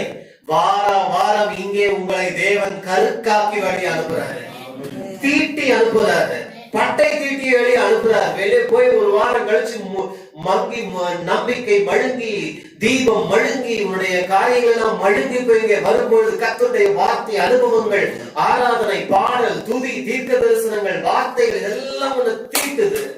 இதெல்லாம் முடிஞ்சு வெளில போகும்போது என்ன ஆகுது? மழுங்கின கத்தி கூர்மையா போகுது. நாளைக்கு போய் விளாச போறீங்க. அதாவது கூர்மையான பட்டயத்தினால அதிக விளைவு நற்பலன்கள் உண்டாகிறது. மழுங்கின கோடரியை பயன்படுத்துகிறவன் அதிக பிரயாசப்படுறவன். அப்பனா நீ கூர்மை அடைஞ்சிருந்தீங்களே, நீ எங்க போகணும்னு ஆண்டவர் உனக்கு சொல்வார். அதுக்குதான் நான் வந்துட்டு இருக்கேன். நீ என்ன பண்ணணும்னு ஆண்டவர் உனக்கு சொல்வாரு, என்ன பண்ணக்கூடாதுன்னு ஆண்டவர் உனக்கு சொல்வார். வேதாகமத்துல அப்படி யாராவது வாழ்ந்தாங்களான்னு பாத்தீங்கன்னா, இந்த எலிசா தீர்க்கதரிசி இருக்கிறாரு பாருங்க, அவரை பத்தி ஆண்டவர் சாட்சி சொல்றாருங்க. அதுதான் ரொம்ப இம்பார்ட்டன்ட். 1 ராஜாக்களின் புஸ்தகம் 13ஆம் அதிகாரத்துக்கு நேராக வேதாகமத்தை திருப்பும் பொழுது, 1 ராஜாக்களின் புஸ்தகம் 19ஆம் அதிகாரம், 1 Kings chapter 19 and verse 17. 17ஆம் வசனத்தை வாசிங்க. சம்பவிப்பதாவது 1 ராஜாக்கள் 19:17. சம்பவிப்பதாவது, ஆசகேலின் பட்டயத்துக்கு தப்பினவனை யெகூ கொன்று போடுவான். யெகூவின் பட்டயத்துக்கு தப்பினவனை எலிசா கொன்று போடுவான். இல்லையா? எப்படி சொல்லுங்க பாருங்க. He that escapes the sword of Hazael shall Jehu slay, and him that escapes the sword of Jehu shall Elisha slay. 2 ராஜாக்கள், ஒரு தீர்க்கதரிசி. பரிசுத்த ஆவியானவர் இங்கே கூர்மையை பற்றி பேசிக் கொண்டிருக்கிறோம். கருக்கான பட்டயம். அப்போ சொல்லாம சொல்றாரு, தீர்க்கதரிசியாகி எலிசா பட்டயம் எப்படி இருக்கும்? கூர்மையானதா இருக்கும். அவர் சொல்றாரு, ராஜாவாகிய ஆசகேலுடைய பட்டயத்துக்கு தப்புறவங்க யெகூவால் கொல்லப்படுவார்கள். யெகூவின் பட்டயத்துக்கு தப்புனாலும் எலிசாவின் பட்டயத்துக்கு தப்ப முடியாது. இன்னைக்கு எலிசாவுடைய பேரை எடுத்துருங்க, உன் பேரை போட்டுக்கோங்க. பெரிய ராஜாக்களுடைய பட்டயத்துக்கு தப்பலாம், உன்னுடைய அபிஷேகத்துக்கு தப்ப முடியாது. உனக்குள் இருக்கும் கிருபைக்கு தப்ப முடியாது. உனக்குள் இருக்கும் பலங்களுக்கு தப்ப முடியாது. ஏனென்றால் உன் பட்டயம் கூர்மையாக்கப்படுகிறது. இந்த பட்டறையிலே தேவனை தீட்டுகிறார். நான் திரும்ப சொல்றேன், this is a workshop, a divine workshop. When you come here, your healing gift is sharpened. Your prophetical gifts are sharpened. Your ability to see visions and dreams are sharpened. Your ability to preach and teach is getting sharpened. You are getting sharpened whenever you come here. This is a divine workshop. How are you getting sharpened? Through the word of the Lord. தேவனுடைய வார்த்தை மூலமா இங்க இருக்கிற இந்த corporate anointing மூலமாக தேவன் படை தீட்டுகிறார். அப்ப நீங்க நான் இப்படி போட்டுக்கலாம், யாசேலின் பட்டயத்துக்கு தப்புகிறவனை யெகூ கொன்று போடுவான், யெகூவின் பட்டயத்துக்கு தப்புகிறவனை இம்மானுவேல் கொன்று போடுவான். என் பட்டயத்துக்கு யாரும் தப்ப முடியாது. எலிசாவை தேவன் இன்னும் தீர்க்கதரிசியாக அபிஷேகம் பண்ணவே இல்லைங்க. பண்றதுக்கு முன்னாடி எலியா கிட்ட சொல்றார், எலியா நீ எலிசா என்னும் ஒரு மனுஷன் என்ன பண்ண போற, அபிஷேகம் பண்ண போற. ஆனா இவன் பட்டயம் ராஜாக்களின் பட்டயங்களை விட கூர்மையானதா இருக்க போகிறது. எலியா யாரு? ராஜாக்களின் ரதங்களை தாண்டி ஓடினவர். எலிசா யாரு? ராஜாக்களின் பட்டயத்தை விட கூர்மையானவர். என்ன மாதிரியான தீர்க்க தரிசன அபிஷேகங்களை இங்கே நீங்க பார்க்க முடியுது பாருங்க. ஒருவன் ரதங்களை தாண்டி ஓடினா, இன்னொருவன் ராஜாக்களின் பட்டயங்களை விட அதிகமான கூர்மை உடைய. மாற்று வார்த்தையில சொல்லணும்னா, ராஜாக்களால ஜெயிக்க முடியாததை ஊழியக்காரன் ஜெயித்து காட்டுவான். அதுதான் அங்க இருக்கிறது. இன்னைக்கு நீங்களும் நானும் புது உடன்படிக்கையிலே கிறிஸ்துவுக்கு ஊழியக்காரர்களும் அடியவர்களுமாய் இருக்கிறோம். இந்த உலகத்தில் இருக்கிற திறமைசாலிகள், லீடர்ஸ், கார்ப்பரேட் செக்டர்ஸ், இந்த உலகத்துல இருக்கிறவங்களால சாதிக்க முடியாததை உன்னால் சாதிக்க முடியும். ஏன்னா நீ தீட்டப்படுகிறாய். யாரு? சிறுபூச்சியே, நசுக்கப்படத்தக்கதான நிலையில் இருக்கிறவங்களே, மைனாரிட்டி இப்படி கூட சொல்லலாம். நம்ம எல்லாரும் மைனாரிட்டின்றாங்க. ஆமா, நான் மைனாரிட்டியா இருக்கலாம், ஆனா நான் ஷார்ப்பான மைனாரிட்டி. நான் மைனாரிட்டியா இருக்கலாம், நான் அரிதானவன். என் பட்டயத்துக்கு தப்ப முடியாது. அது நடந்துச்சா நடக்கலையா நீங்க வெரிஃபை பண்ணி பார்க்கணும். எனக்கு நேரம் இல்லை. 2 ராஜாக்கள் 6ஆம் அதிகாரத்திலே வேதம் சொல்லுகிறது, சீரியர் படை தளபதி அங்கே பேட்டில் பிளான் போடுறாங்க. அரண்மனையினுடைய சீக்ரெட் கான்ஃபரன்ஸ் ரூம்ல நடக்குது. பிரசன்டேஷன், பவர் பிரசன்டேஷன் எல்லாம் போடுறாங்கன்னு நினைக்கிறேன். யோசிச்சு பாருங்க. அங்க எல்லாம் உட்கார்ந்து இருக்கிறாங்க. டிக்னிட்டரிஸ், ஆபீசர்ஸ், போர் ராணுவ தளபதிகள் எல்லாம், முப்படை தளபதி எல்லாம் கூடி இருக்கிறாங்க. அங்க தேசத்து ராஜா போடுற ஸ்கீம், திட்டங்களை, பேட்டில் பிளான் போடுறாங்க. நாளைய தினம் இந்த நேரத்துல இந்த இடத்துல நீ இங்க பாளையம் இறங்கியது, நீ இங்க பதவியிரு, இங்க ஒழுங்குது, இங்க இப்படி இரு, இங்க பட்டயம் இருக்கணும், இங்க குதிரைப்படை இருக்கணும், எல்லாம் போடுறாங்க. எல்லாம் போட்டு அவங்க முடிச்சு நாளைக்கு இஸ்ரவேல் தேசத்தை எப்படியாவது கைப்பற்றலாம்னு நினைக்கிறாங்க. இவங்க போடுற பிளான் ஒன்னொன்னையும் அங்க ஒரு மனுஷன், எலிசா என்னும் கூர்மையான வரத்தை பெற்றவன், எலிசா என்னும் கருக்கான ஒரு தீர்க்கதரிசி தன் வீட்டிலே உட்கார்ந்து கொண்டு அங்க கான்ஃபரன்ஸ் ரூம்ல நடக்கிறதெல்லாம் இங்கே வெளிப்படுத்தி கொண்டிருக்கிறான். ராஜாவுக்கு ஆள் அனுப்பி சொல்றான், இங்கே நீ போனா முடிஞ்சது உன் கதை. நாளைக்கு இந்த நேரத்துல இந்த இடத்துல அவங்க வர போறாங்க, அங்க போகாத. அதே மாதிரி போய் டெஸ்ட் ட்ரையல் பண்ணி பார்த்தா எலிசா தீர்க்கதரிசி சொன்ன மாதிரியே நடந்தது. இதன் மூலமாய் அநேக தரம் இஸ்ரவேல் ராஜா தப்பு வைக்கப்பட்டார். எனக்கு அருமையான தேவனுடைய பிள்ளை, உன் வாழ்க்கை கூறாக போவதின் நிமித்தம் நீ ராஜாக்களுக்கு உண்பதாய் இருக்க போகிறாய். பெரிய மனுஷர்களுக்கு உண்பதாய் கர்த்தரை நிறுத்த போகிறார்.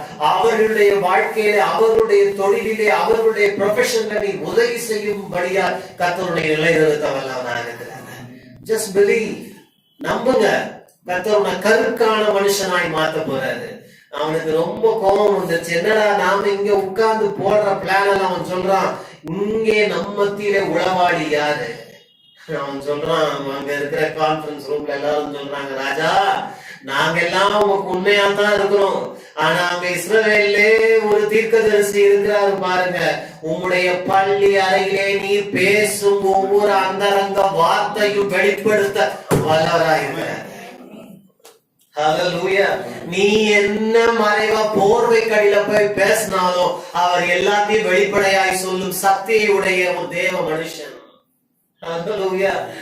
பல நேரங்களில் இந்த கூட்டத்திலே நடந்திருக்கிறது, இதே ஊழியத்திலே நடந்திருக்கிறது இல்லையா?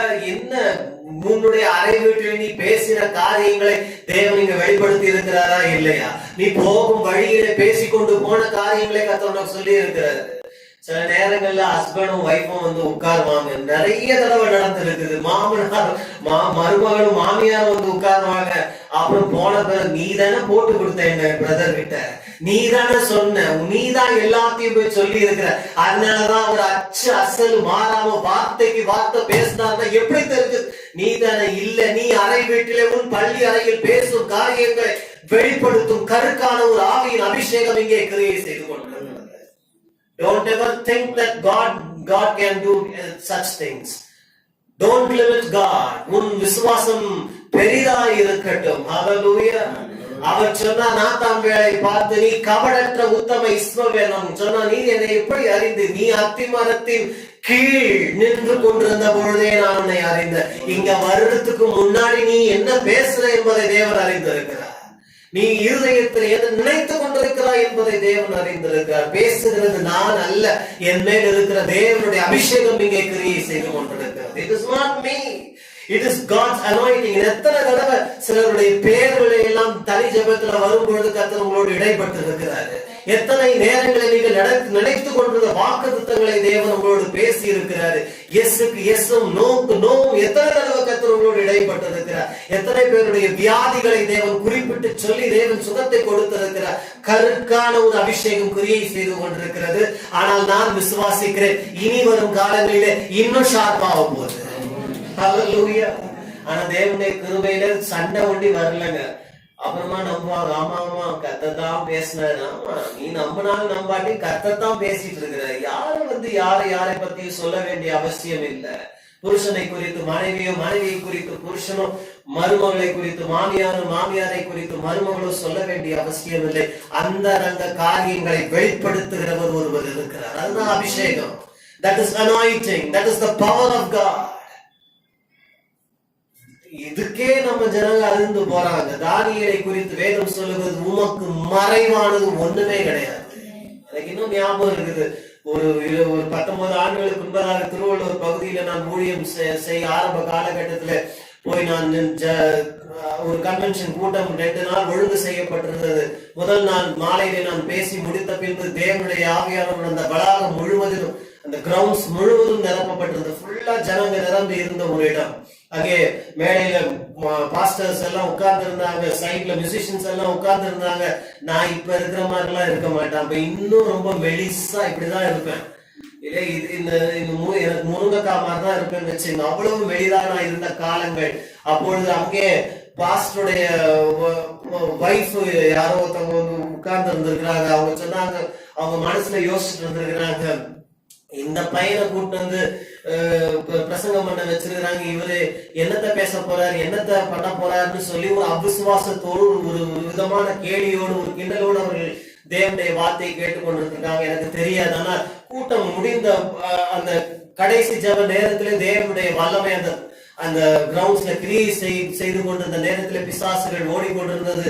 பலருடைய வியாதிகள் சுகமடைந்திருந்த நேரத்துல கர்த்தருடைய ஆவியானவர் எனக்கு அந்த சகோதரியை சுட்டி காண்பித்தார். நான் அவர்களை சுட்டி காண்பித்து, அவங்க யாருன்னு எனக்கு தெரியாது, அவங்களை காண்பித்து நான் சொன்னேன், நீங்க இந்த கூட்டத்துக்கு வருவதற்கு முன்பதாக நீங்கள் உங்களை கூப்பிட்ட பொழுது இப்படி போறோமே, இந்த பையனை கொண்டு என்ன செய்ய போறாரு, என்ன நடந்துற போதுன்னு சொல்லி அவிசுவாசத்தோடு நீங்க வந்தீங்கன்னு சொல்லி சில விஷயங்களை, அவருடைய அந்தரங்க காரியங்களை பேசிக் கொண்டிருந்த பொழுது அவர்களுக்குள் இருந்து ஒரு பிசாசு அலறி வெளியே வர ஆரம்பித்தது. அந்த ராம் முழுவதும் அலைக்கழிக்கப்பட்டிருக்காங்க.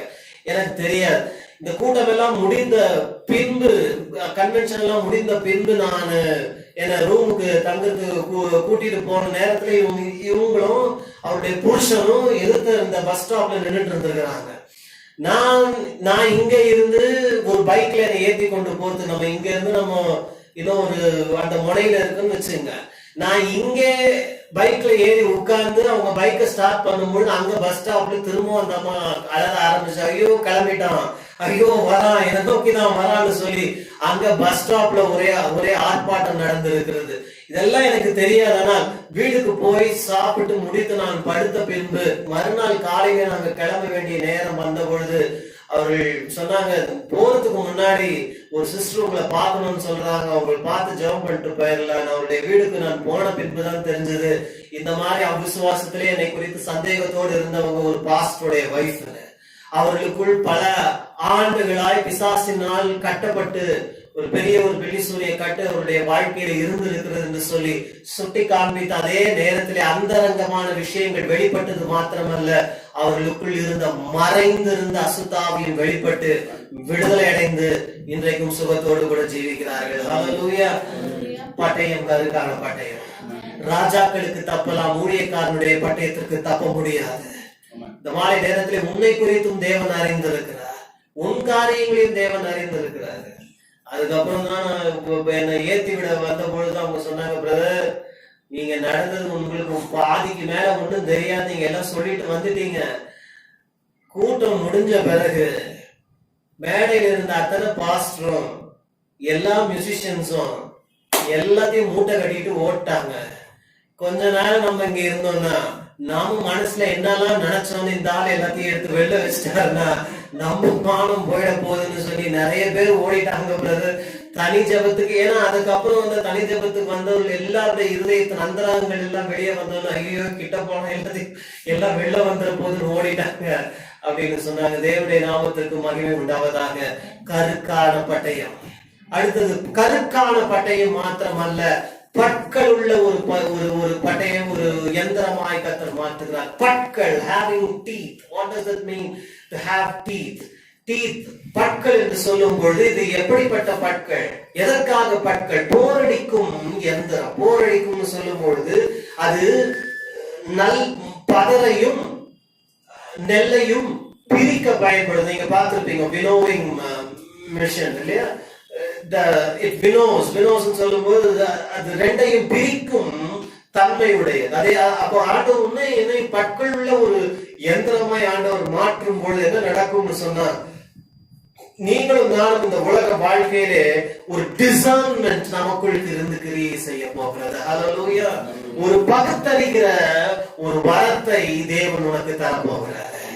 அதுதான் பற்கள். நன்மை தீமை இன்னது என்பதை பிரித்து பார்க்க, சத்தியம் எது பொய் எது என்பதை பிரித்து பார்க்க தேவன் உனக்கு உதவி செய்ய போகிறார். நீங்க யோசிக்கலாம், இதை பிரிச்சு பார்த்து நான் என்ன பண்ண முடியும்? உதாரணம் மாத்திரம் சொல்றேன். நான் வேதத்திலிருந்து வாசிக்க நேரம் இல்லை.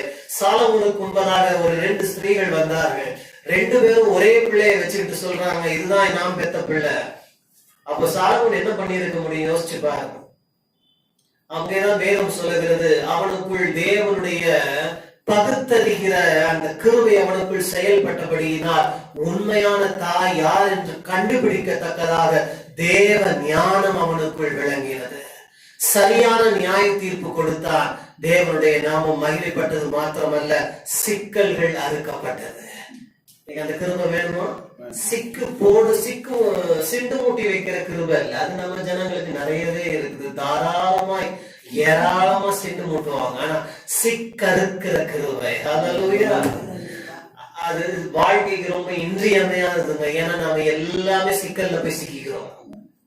ஆனா சிக்கறுக்க தேவன், இந்த பகுத்தறிகிற தன்மையை தேவன் நமக்கு தருகிறார். கடைசியாய் ஒன்றை சொல்லி முடிக்கிறேன். அது எப்படிப்பட்ட யந்திரமாய் கர்த்தர் மாற்றுகிறார். இதோ உன்னை புதிதும் கூர்மையும் பற்கள் உள்ள யந்திரமாய், போரடிக்கும் யந்திரமாய் உன்னை மாற்றுகிறேன். நீ என்ன பண்ணுவாய்? வாசிங்க அடுத்த வசனத்தை. மலைகளை மிதித்து நொறுக்கி குன்றுகளை பதருக்கு ஒப்பாக்கி விடுவாய். ஆமா, எது அதான் முதல்ல சொன்ன, நேரம் இருந்தா பாப்போம் பாருங்க, நேரம் இல்ல. This is not a warfare implement. It's an agricultural implement. கவனிச்சீங்களா? யுத்த ஆயுதம் அல்ல, விவசாயத்துக்கு பயன்படுகிற ஆயுதம். நிறைய பேருக்கு இன்னும் எட்டாம இருக்கலாம், புரியாம இருக்கலாம். யுத்த ஆயுதத்தை வச்சு நீ மலைகளை உடைப்ப, பர்வதங்களை நொறுக்குவ, குன்றுகளை பதறாக்குவன்னு சொன்னா ஏத்துக்கலாம். ஆனா இங்க யுத்த ஆயுதம் இல்ல, விவசாயத்துக்கு பயன்படுகிற ஆயுதத்தை எடுத்து தேவன் எதுக்கு பயன்படுத்துறாரு? மலைகளை உடைக்க தேவன் பயன்படுத்துறாரு. புரியுதுங்களா? பரிசுத்த ஆவியான ஒரு கண்களை திறப்பாராக. God can use it for anything and for everything. உன்னை தேவன் எதற்காகவும் எதை செய்ய வேண்டும் தேவன் உன்னை பயன்படுத்த தேவன் வல்லவராக இருக்கிறார். அதுதான் தேவனுடைய ஆசீர்வாதம். எனக்கு அது ரொம்ப ஆச்சரியமா இருக்குங்க. ஏன்னா ஒரு கடப்பாறையா உன்னை மாத்துவேன்னு சொல்லிட்டு உன்னை நான் மலைகளை உடைப்பான்னு சொன்னா ஏத்துக்கலாம்.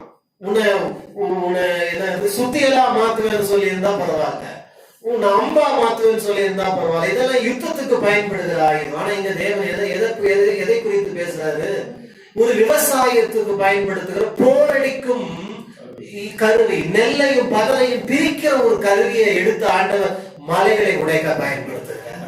இன்னைக்கு முன்ன நீயும் நானும் கூட ஒரு சாதாரணமான விவசாயத்துக்கு பயன்படும் ஒரு ஆயுதம் போல இருக்கலாம். அதாவது இது எதை காட்டுதுன்னா, நாம யார் என்பது முக்கியம் இல்லை, நம்மை உருவாக்கினவர் யார் என்பதுதான் முக்கியம். நீங்களும் நானும் யார் என்பது அவ்வளவு முக்கியம் இல்லை. நம்மை உருவாக்கினவரை நாம் விசுவாசிக்கும் பொழுது நம்மை பெரிதான காரியங்களை சாதிக்க தேவன் எடுத்து நிலைத்திருந்தார். எவ்வளவு ஆச்சரியமா இருக்குல்ல? யோசிச்சு பாருங்க. இதே தானே தாவீது வாழ்க்கையில நடந்தது. மெய்ப்பனை கொண்டு கோலியாத்தை தேவன் வீழ்த்தினார். பொருந்ததா? விவசாய ஆயுதத்தை கொண்டு மலையை உடைத்தாரு. மெய்ப்பனை கொண்டு யுத்த வீரனை வீழ்த்தினார். இவன் யாரு?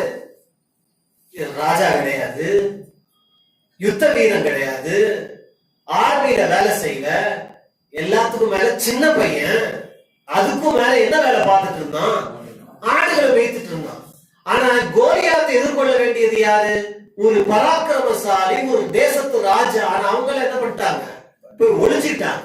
ஆனா இங்கே வந்து நின்று வெற்றியை கண்டது யாருன்னு சொன்னா ஒரு போரடிக்கும் எந்திரம்.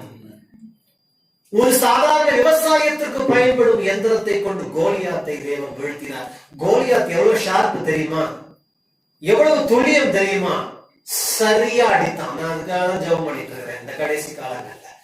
சரியா அடிக்கத்தக்கதான கிருபையை ஆண்டவரே என இன்னும் கூர்மையாக்கும். அப்பா நம்மள அந்த நிறைய ட்ரை பண்றது தப்பு இல்லைங்க, அட்டம் பண்றது தப்பு. நாமெல்லாம் இங்க அடிச்சு அங்க அடிச்சு கடைசியில இதெல்லாம் செட் ஆகல, நெத்தியில் அடிக்கணும்னு அடிச்சிருப்போம். ஆனா அவன் அடிச்சான் ஒரு எடுத்துக்கொண்டு போன 5 கூழாங்கள். ஆனா அடிச்சான் சரியான இடத்துல அடித்தான். அதுதான் கூர்மையான பட்டயம், அதுதான் கூர்மையான யந்திரம். ஒரே அடியில விழுந்தான். மெய்ப்பனுக்கு இது எப்படி தெரிந்தது? சிங்கத்தை கிழித்தவனுக்கு, கரடியை கொன்றவனுக்கு நெற்றி எப்படி தெரிந்தது? நீங்க யோசிக்கலாம், கோலியாத்தினுடைய நெற்றியை பார்த்திருப்பாங்க. சான்ஸ் இல்லை. Randomly it is estimated by Bible scholars he was over and above 9 feet. Goliath approximately estimated. அப்ப நீங்க 9 அடியை இந்த செவுத்துல மெஷர் பண்ணி வைங்க. அது அப்ராக்சிமேட் தான், துல்லியம் கிடையாது. அதை விட உயரமான ஒரு கோலியாத். இவன் யாரு? இளைஞன், வாலிபன், கூட ப்ரீ டீன்ஸ், சின்ன பையன். 16-17 வயசு உள்ள ஒரு சின்ன இளம் வாலிபன். நீங்க வச்சுங்க, மேபி 5'10", 5'11" கூட அவன் இருக்கணும். இவன் இங்க இருக்கிறான், அங்க இருக்கிறான். மேலும் வேதம் சொல்லுகிறது, கோலியாத்தின் தலையிலிருந்து கால் வரைக்கும் என்ன மறைத்திருந்தது? கவசங்களும் யுத்த அணிகலன்களால் மறைந்திருந்தது. எப்படி தெரிஞ்சது? யோசிச்சு பாருங்க. நீங்க உங்க முகத்தை மறைச்சிருக்கும் போதே பாதி ஒண்ணு எனக்கு தெரியல, சிரிக்கிறீங்களான்னு தெரியல, இதுல என்ன கவலைன்னு தூங்குறீங்களான்னு தெரியல, முழிச்சிருக்கு உங்களை சொல்லங்க, மத்தவங்களை சொல்ல. பாதி பேர் தூங்குறாங்களா முழிச்சிருக்கிறாங்கன்னு தெரியல. நல்ல வசதியா போச்சு. அப்ப அவனை யோசிச்சு பாருங்க, எல்லாம் கவர்டு, நெத்தி மாதம் திறந்திருந்தது. Just imagine. How? Don't take the story like a Sunday class story. No, that's not the way to look at it. Think about it. How did he know? எங்க இருந்து அவனுக்கு வந்தது இந்த ஞானம்? இதே கேள்விதான் இயேசுவையும் கேட்டார்கள். தச்சனுடைய குமாரன் அல்லவா? விவசாயத்திற்கு பயன்படும் போரடிக்கும் யந்திரம் தானே. மரியாள் யோசேப் என்னும் சாதாரண தச்சனுடைய பிள்ளை அல்லவா? இன்றைக்கு உன்னை என்னை பார்த்து அப்படிதான் கேட்க போறாங்க. விவசாயத்துக்கு பயன்படும் இந்த யந்திரமா? ஆடு மேய்க்கும் ஆட்டு இடையனா? எஸ்தர் என்னும் தாய் தகப்பன் இல்லாத ஒரு அனாதை பிள்ளையா? அப்படிதான் உன்னை என்னை குறித்து கேட்க போறாங்க. நான் விசுவாசிக்கிறேன், உன்னுடைய பின்னணி என்னுடைய பின்னணி ஒண்ணும் கிடையாது. ஆனால் நாம் சாதிக்க போகிறது வரலாறு, சரித்திரம் படைக்கும் விஷயங்களை கற்று செய்ய போகிறது. எங்கிருந்து வந்தது இந்த ஞானம்? இந்த பலத்த செய்கை கர்த்தருடைய ஆவியானவர் தாவீதுக்கு கொடுத்தார். அவனுக்கு காண்பித்தார். அவனுடைய நெற்றியை ஒரே அடி எல்லாம் விழுந்தது. ஹல்லேலூயா. ஒரு பெரிய உடல் சரிந்து விழுந்தது. வெற்றியை பெற்றான். மலைகள், பர்வதங்கள் எல்லாம் உடைந்தது. இந்த மாலையிலே கடைசியா நான் சொல்லி முடிக்க வேண்டுமே, ஆனால் உனக்கு முன்பதாக இருக்கிற தடைகளை நாம் உடைக்க போவதில்லை, நீங்களே உங்க கையால் உடைக்க போறீங்க. உங்க வாழ்க்கையில் இருக்கிற தடைகளை நீங்களே மேற்கொள்ள போறீங்க. ஏன்னா ஆண்டவர் இன்னைக்கு இந்த வார்த்தையின் மூலமா பூச்சியா இருந்த உங்களை பராக்கிரமசாலியா மாத்திட்டாரு. வாரியரா மாத்திட்டாரு. வரியரா இல்ல, not a warrior, you are a warrior. Shall we stand up? Thank you, Jesus. நான் உங்களுக்காக ஜெபித்து முடிக்க விரும்புகிறேன். நன்றி ஆண்டவரே, நன்றியோடு துதிக்கிறோம். வருகிற வெள்ளிக்கிழமை குட் ஃப்ரைடே அன்னைக்கு நமக்கு இதே இடத்துல கம்யூனியன் சர்வீஸ் இருக்கிறது. ஆயத்தமாய் வாருங்கள். கர்த்தர் உங்களை ஆசீர்வதிப்பாராக. Thank you, Jesus. நன்றி ஆண்டவரே, புதிய ஆண்டவரே யந்திரமாய், ஆண்டவரே பட்களுள்ள யந்திரமாய் நீர் எங்களை மாற்ற போகிறபடினால் நன்றி நன்றி நன்றி. Thank you, Jesus. Hallelujah. இயேசு ராஜா முன்னே செல்கிறார். ஓசன்னா இலம் பாடுவோம், வேகம் செல்லுவோம். ஓசன்னா ஜெயமே, ஓசன்னா ஜெயமே, ஓசன்னா ஜெயம் நமக்கே, ஓசன்னா ஜெயம் நமக்கே. யோர்தானின் வெள்ளம் வந்தாலும், எரிகோ கோட்டை எதிர்த்தாலும், யோர்தானின் வெள்ளம் வந்தாலும், எரிகோ கோட்டை எதிர்த்தாலும், பயமுமில்லை, கலக்கமில்லை, பயமுமில்லை, கலக்கமில்லை, மேற்பரமன் உடனே. ஓசன்னா ஜெயமே, ஓசன்னா ஜெயமே, ஓசன்னா ஜெயம் நமக்கே, ஓசன்னா ஜெயம் நமக்கே. அல்லேலூயா துதி மகிமை, என்றும் அல்லேலூயா துதி மகிமை. ஆமென். அல்லேலூயா துதி மகிமை, என்றும் அல்லேலூயா துதி மகிமை. இயேசு ராஜா, எங்கள் ராஜா, இயேசு ராஜா, எங்கள் ராஜா, என்றும் போற்றிடுவோம். ஓசன்னா ஓசன்னா ஜெயமே, ஓசன்னா ஜெயம் நமக்கே, ஓசன்னா ஜெயம் நமக்கே. ஆமென். ஹல்லேலூயா. உன்னதத்தில் இருக்கிற தாவீதின் குமாரனுக்கு ஓசன்னா. பராக்கிரம செய்கைகள் நடப்பித்த எங்கள் ராஜாதி ராஜாவுக்கு மகிமை செலுத்துகிறோம். ஆண்டவரே, இந்த உலகத்திலே நாங்கள் புழுவை போல, பூச்சியை போல, பண்டை போல நசுக்கப்படும் ஒரு அற்பமான பிராணிகளாய் இருந்தாலும் எங்களை நீர் பராக்கிரமசாலிகளாய் மாற்றுவேன் என்று எங்களோடு இடைப்பட்ட அபரிவிதமான ஆண்டவருடைய வார்த்தைகளுக்காக நன்றி செலுத்துகிறோம். இன்றைக்கு பேசின வார்த்தைகள் ஒவ்வொன்றும் பிள்ளைகளை கருக்கானதாய், கூர்மையானதாய் மாற்றி இருக்கிறபடியினால் நன்றி செலுத்துகிறோம். Thank you, Jesus. நாமம் மகிமைப்படுவதாக, உம்முடைய நாமம் மகிமைப்படுவதாக. Thank you, Jesus. நன்றியோடு உம்மை துதிக்கிறோம். Thank you, Jesus. நன்றியோடு உம்மை துதிக்கிறோம், ஸ்தோத்திரிக்கிறோம். Hallelujah. Thank you, Father. இன்றைக்கு வார்த்தையை கேட்ட ஒவ்வொருவரையும் நீர் தொட்டு ஆசீர்வதிப்பீராக. ஒவ்வொருவருக்கும் விடுதலை உண்டாவதாக என்று நான் ஜெபிக்கிறேன். ஒவ்வொருவரும் அந்த இடத்தில் இருந்து ஆசீர்வாதத்தோடு கர்த்தரால் தொடப்பட்டவர்களாய் கடந்து செல்லட்டும். Thank you, Jesus. நன்றியோடு உம்மை துதிக்கிறோம், உம்மை ஸ்தோத்திரிக்கிறோம். ஹல்லேலூயா. நன்றி நன்றி நன்றி கர்த்தாவே. ஒவ்வொருவரையும் தொடும், ஒவ்வொருவரையும் ஆசீர்வதியும். ஆண்டவரே, ஒவ்வொருவரும் கூர்மையானவர்களாக, புத்தி கூர்மை உள்ளவர்களாக, ஆவிக்குரிய ஆண்டவரே வரங்களில் கூர்மை உள்ளவர்களாக, ஆவிக்குரிய பார்வை கூர்மையானதாய் மாறட்டும். நன்றியோடு உம்மை துதிக்கிறோம், உம்மை ஸ்தோத்திரிக்கிறோம். நிதானித்து பார்க்கும் தன்மையை ஒவ்வொருவருக்கும் தந்து ஒவ்வொருவரையும் நடத்துவீராக. Thank you, Jesus. நன்றியோடு உம்மை துதிக்கிறோம், உம்மை ஸ்தோத்திரிக்கிறோம் கர்த்தாவே. Thank you, Jesus. Thank you, Lord. நன்றியோடு உம்மை துதிக்கிறோம், உம்மை ஸ்தோத்திரிக்கிறோம். இங்க இருக்கிற ஒரு நபருக்கு உங்களுடைய முதுகினுடைய பின் பகுதியிலே வலது பக்கத்திலும் இடது பக்கத்திலும் வருகிற இந்த முதுகு எலும்பு பகுதியிலே வலி இருக்கிறது. இந்த மாலை நேரத்திலே கர்த்தருடைய ஆவியானவரை தொடுகிறதை நான் பார்க்கிறேன்.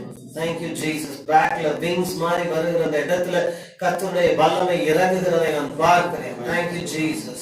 நன்றியோடு உம்மை துதிக்கிறேன். தேவனுடைய வல்லமை உன்னை தொட்டு சுகப்படுத்துகிறது.